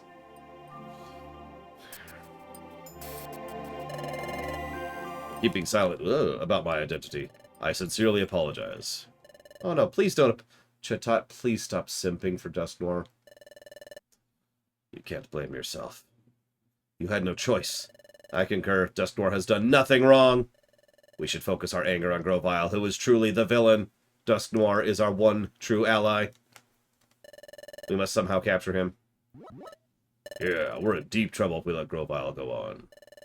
We need to catch him before the world gets ruined. I'll be happy to help. We'll all work for you. We're all cultists, after all. Our will score is -20. Hey, count me in. We will cooperate as well. Shouldn't you be able to tell if he's lying?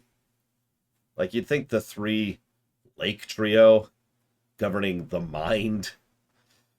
I refuse to remain a victim. We won't let him steal another one. Everyone, thank you so much. We, as Pokemon, must all work as one to capture Grovyle and put an end to Grovyle's calamitous plot to save and destroy the world. Dusknoir, sir. In order to obtain the time gear from Crystal Lake, Grovyle knows he has to defeat me. So if he's still after my time gear, he'll come after me. We could turn that against him. We can go to the lake. Then we could spread rumors that we have gone to seal the time gear so it can never be taken. If we did that, you think it would provoke Grovile to strike? I see. You're suggesting we bait the trap. But that would mean exposing you to danger as the bait. I'd like nothing more. If it means stopping Grovile, we're ready to take that risk, no matter the cost. We'll kill as many Pokemon as we have to. So, spread rumors. Yep. We want the rumor spread, but we won't be convinced by rumor alone. That's why you have to do something. Actually go to the Crystal Lake. Then when he shows up, we can catch him. I get it now. This is going to end extremely badly. I'm just waiting for it. There's a moment. It's called when the other foot drops, and I'm just waiting for it. By the way, I like how the oh god, what's it called? Dusclops isn't here for this meeting, even though, you know, the bank's right there. For the capture of Grovile, I would prefer to work alone. Why? He will be extremely wary, even if he were to realize the Self and the other had truly gone to Crystal Lake.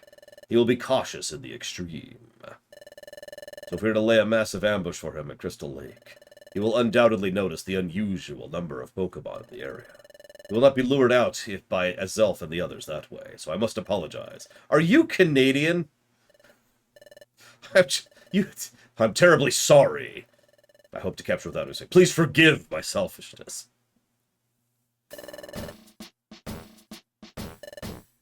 We were Captain Yumta. That was the plan. This time, stay out of it. We'll provide support only as needed. If that's what it takes. Is that an acceptable plan? Do nothing? Thank you for confirming. Phew, he stayed awake. Thank goodness. Thank you for hearing me out. I realize I'm asking you a favor. Please do your part in your plan. And let's capture Grovile using whatever means necessary.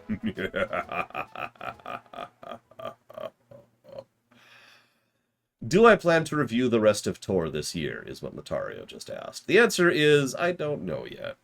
My plan right now is to get the queue up to an exact point in the queue. So that's going to take a couple months. And once we've reached that point, hopefully I'll stop passing out in order to be able to get through the damn queue. So once we've gotten to that point, then we'll re-examine the stream schedule.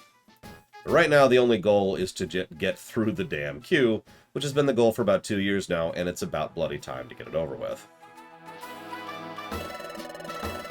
So, go about your regular duties. Okay. Well, let's go do some completely regular jobs, I guess. And then we'll probably chop off. We can probably do a dungeon in like 15 minutes. Meanwhile... Oh, sorry. Special episode, today's Oh My Gosh has been unlocked. It's 3 now, I think.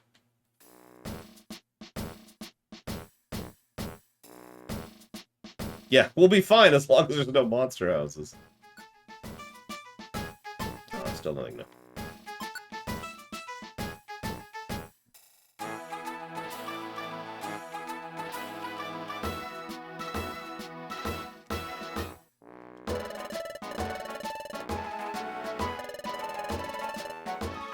Let's see, what do we got here?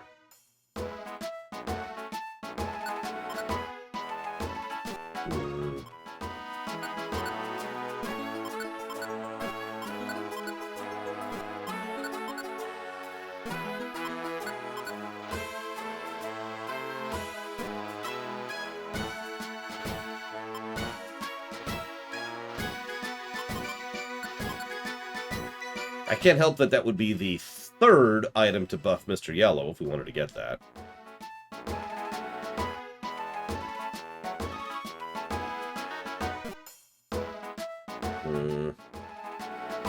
Yeah, I don't agree. And I don't think I really care about my own special being boosted. So, I think we'll pass on all that. There's only one way to find out, Mr. Red.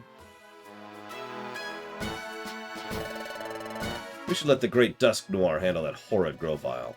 After all, I'm sure it would take someone as great as Dusk Noir to capture We beat... Whatever. Groval's out to get the time gears. It might be better just seal them away.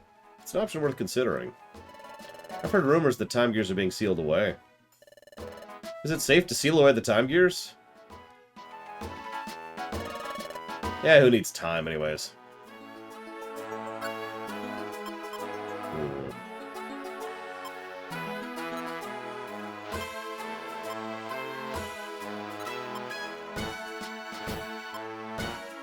Okay, this is gonna be the last time I do this. I'm gonna try to get Mr. Yellow some freaking levels. This is gonna happen. I believe you're correct, Entity. Hence my point. The planet's paralysis can't be allowed to happen. Learning about Groval's wicked plan has hardened our resolve. He must not get away with this. We've decided we should go there too. However, Officer Magnazone informed us the cave is now off-limit. Is there a reason for that? Grovile is a grass type, I hear, though he's said to be very skilled. Our attacks are mostly fire-based. We're more than a match for him. I mean, yeah. Grovile does not have good stats. Okay, so what do we got here?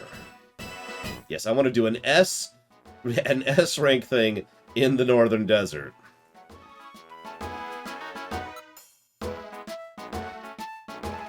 Wow. Okay, hang on.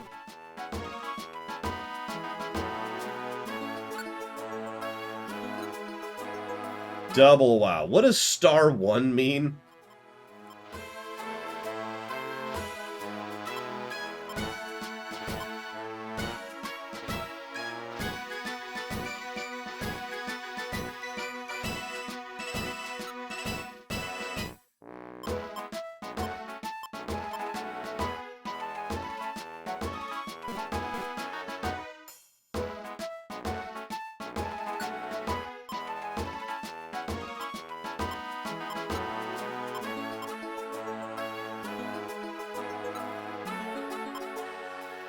Let's do Craggy Coast.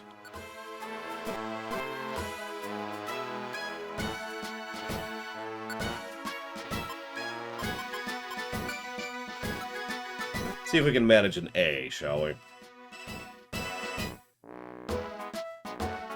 I'm honestly not sure what we can handle at this point, so this will be a little experimental.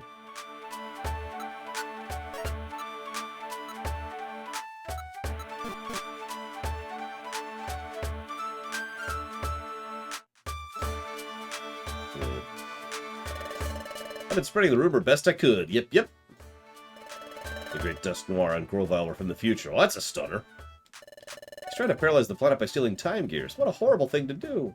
That Grovile is so evil and mean and nasty. He is the truest of all evils. He must have a nasty piece of work in the future, too, huh? That Grovile. That Grovile needs to be caught and fast. I can't sleep at night. We heard Grovile was stealing time gears in the first place. He must die for his horrific trespass of being incredibly, horrifically evil. Our journey has been delayed, and our effort to capture Grovile postponed. In truth, postponed isn't the right word for the latter. The Great Dusk Noir will handle the capture by himself. It's a little difficult, but understand us. O.C. You know what? I agree with that, Lex.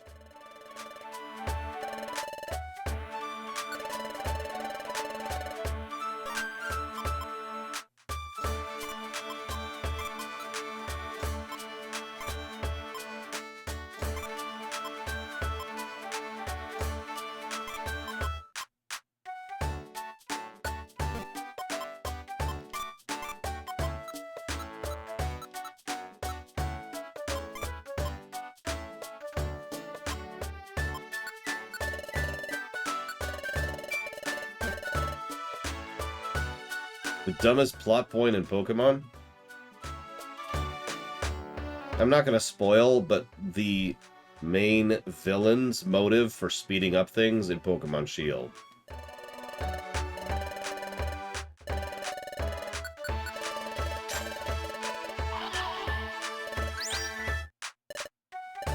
Yes, Natu.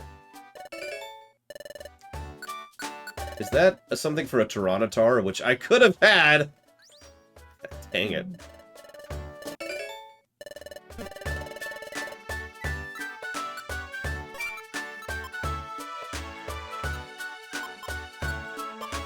Oh, yeah, you're right.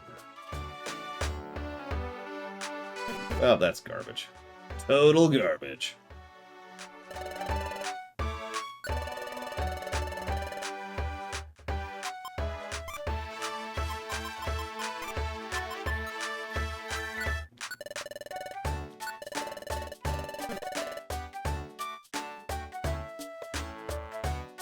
Listen, the Great Dusk Noir is just... You don't understand how amazing he is, Dr. Winter. How incredible. How fantastic. I would gladly tear out my own kidneys and give them to him.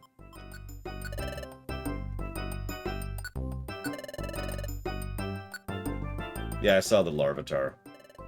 I'm just gonna do this really quick. I would marry Dusk Noir. No hesitation. Because he's just that great. Alright, what do you got?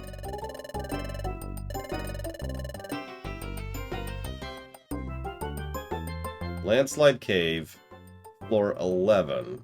And we get a heal seed for it.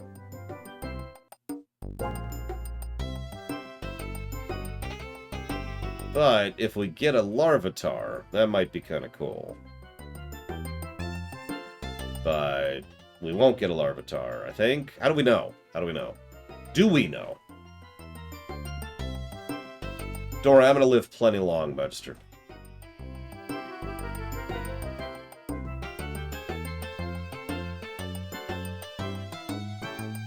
Okay. Question mark is recruitment. Got it. Sorry, Larvitar, but if you won't join me, then I'll just horrifically murder you.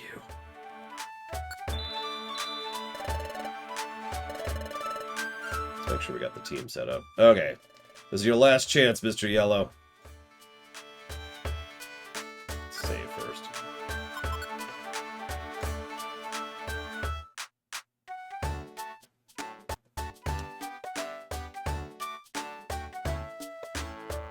I should probably start those quests. It's been a minute.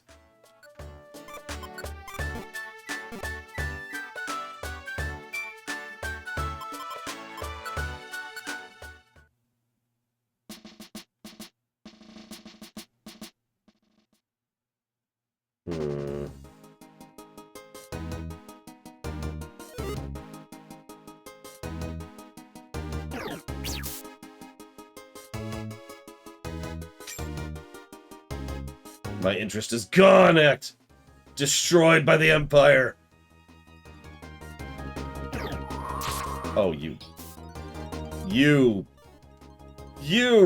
Son of a... Good night, Rex. Have a good one. I mean, that could have actually been worse, but that was just... That's just irritation at that point. Just stay there. Hold on. Okay, hold on. Hold on.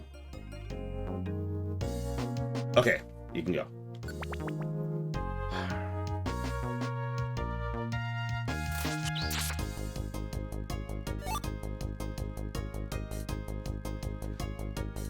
So far, my initial impressions have gotten deeper grooves, if that makes any sense, Act. The story is getting more interesting as we go, even though it's treating me like I'm 2. The combat is still interesting, and remains interesting whenever there's an area that actually supports it. The dungeon design continues to be honestly lackluster at best, and the level I'm literally on right now is a perfect example of what I mean by that. Wouldn't mind a Dratini either.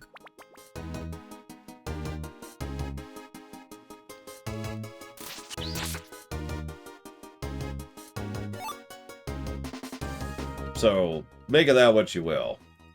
I'm probably going to codify a couple of positives and negatives before we cut off here. What are we looking for? Floor 7. And I know you were like, hey, Lore, you suck and you're dumb, and that's valid, but...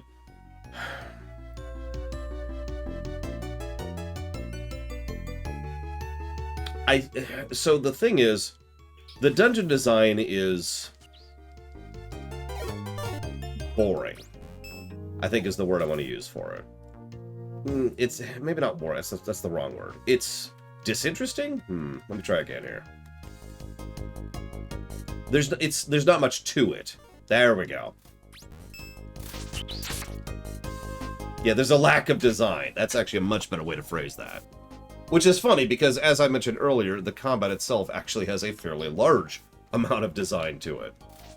Like, arguably, this game would qualify for having builds gameplay in how you set up your team, and which moves you give them, which items you have on hand, which orbs you use, etc., etc., etc., right? I hate to keep making that distinction, but it's kind of weird so far to me. It's an outlaw! Die, monster!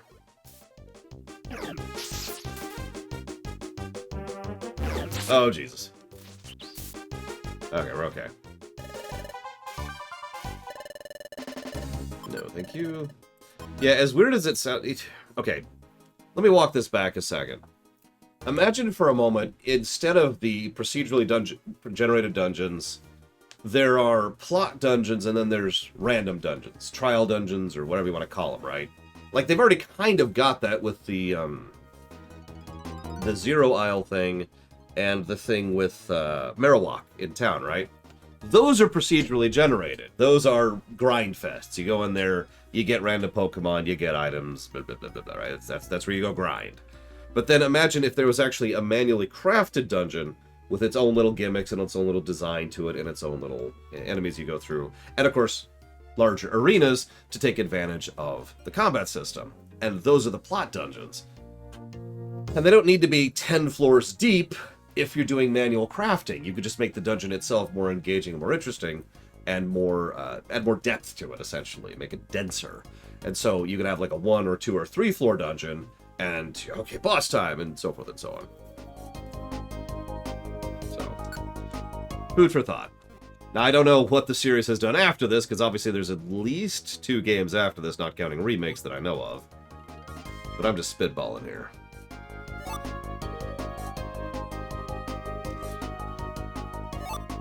In some ways, this reminds me of another Pokemon Gaiden game that I thought I would like a lot, and I didn't. And that would be... Oh, hello. Pokemon Conquest, for those of you familiar with that one. Which is an XCOM Pokemon game set during the Sengoku Jidai. Which should just... That just sounds on paper like, oh my god, yes, just feed that right into my veins. But it was really boring. Like, I actually put that game down. I never finished it. I know what your next question is going to be. Why was it boring, Lore? I never really figured that out. I never really put that together. I've actually kind of vaguely wanted to go back to it someday just to try and process what the hell I was doing wrong.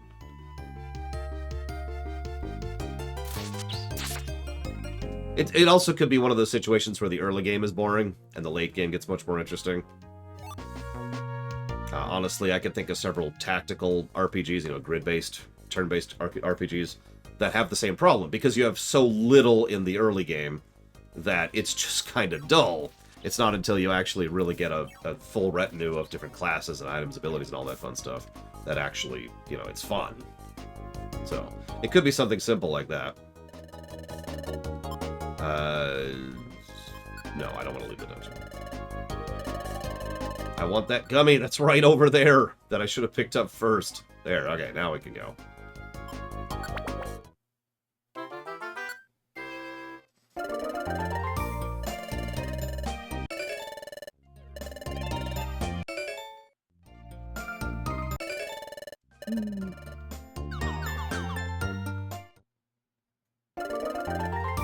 That's another thing they can do, Weouts. They can do a Diablo 3 thing.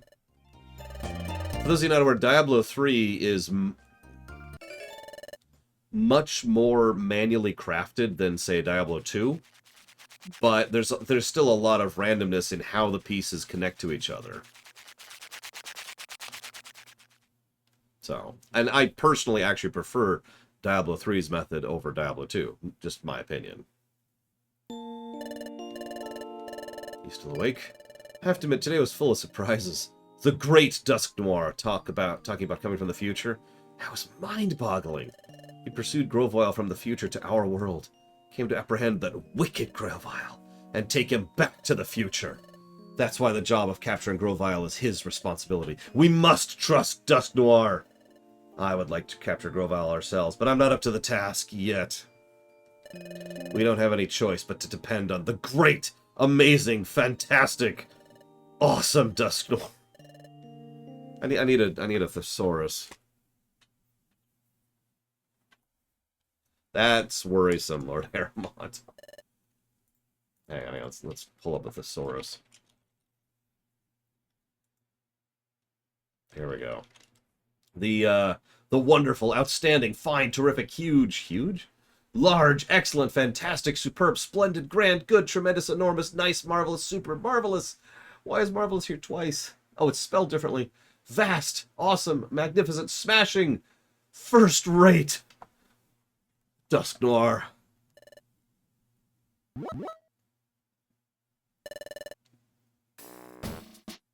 And that's a good cutoff point, because that is actually our cutoff point. Because this is a Thursday. Grab some safety saves.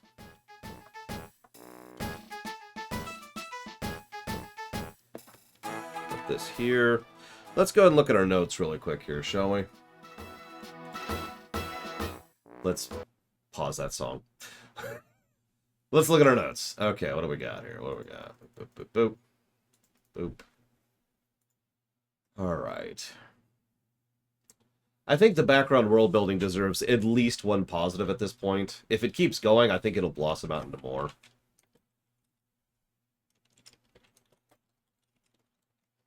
Probably Mr. Nuclear, since we can't evolve right now. Because time is... Look, don't worry about it.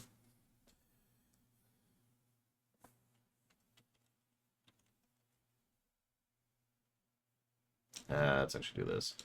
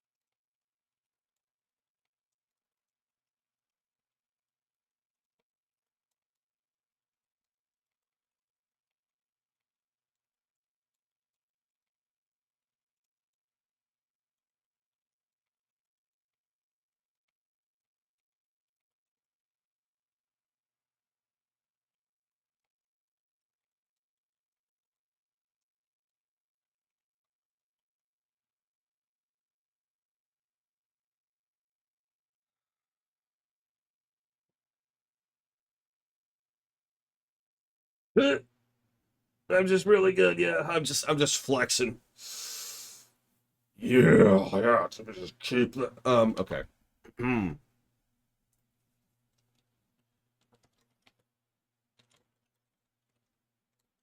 I already said that. Right.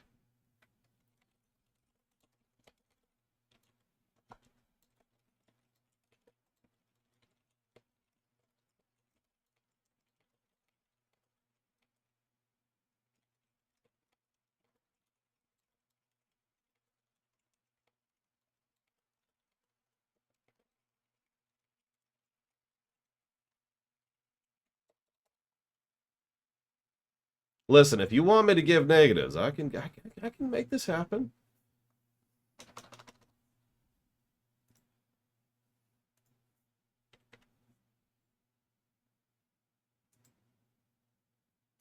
Where are we at on this? We're actually up to, yep, 10 gameplay positives. Woo. And 7 negatives. There we go. Okay, and that's where we're at right now. So, that's it tomorrow. We will be continuing this, of course. I've no idea where we're at in the story, relatively speaking, but either way, in about half an hour to 40 minutes, there will be another stream, a third stream, as there always is on Thursdays, but I continue to plug it for those not aware. That'll be our D&D stream. I should probably check really quick to make sure it's actually going. Let me check my Discord. Give me a moment. Nope, looks like we're good. Okay, so, given that, there will be a D&D stream in about half an hour. I'll try to get some sleep tonight so that I'm rested for tomorrow. And tomorrow, more of this.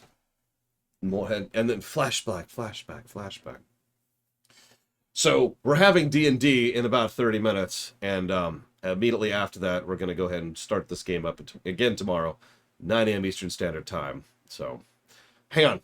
That reminds me of something I was just talking about how D&D starting in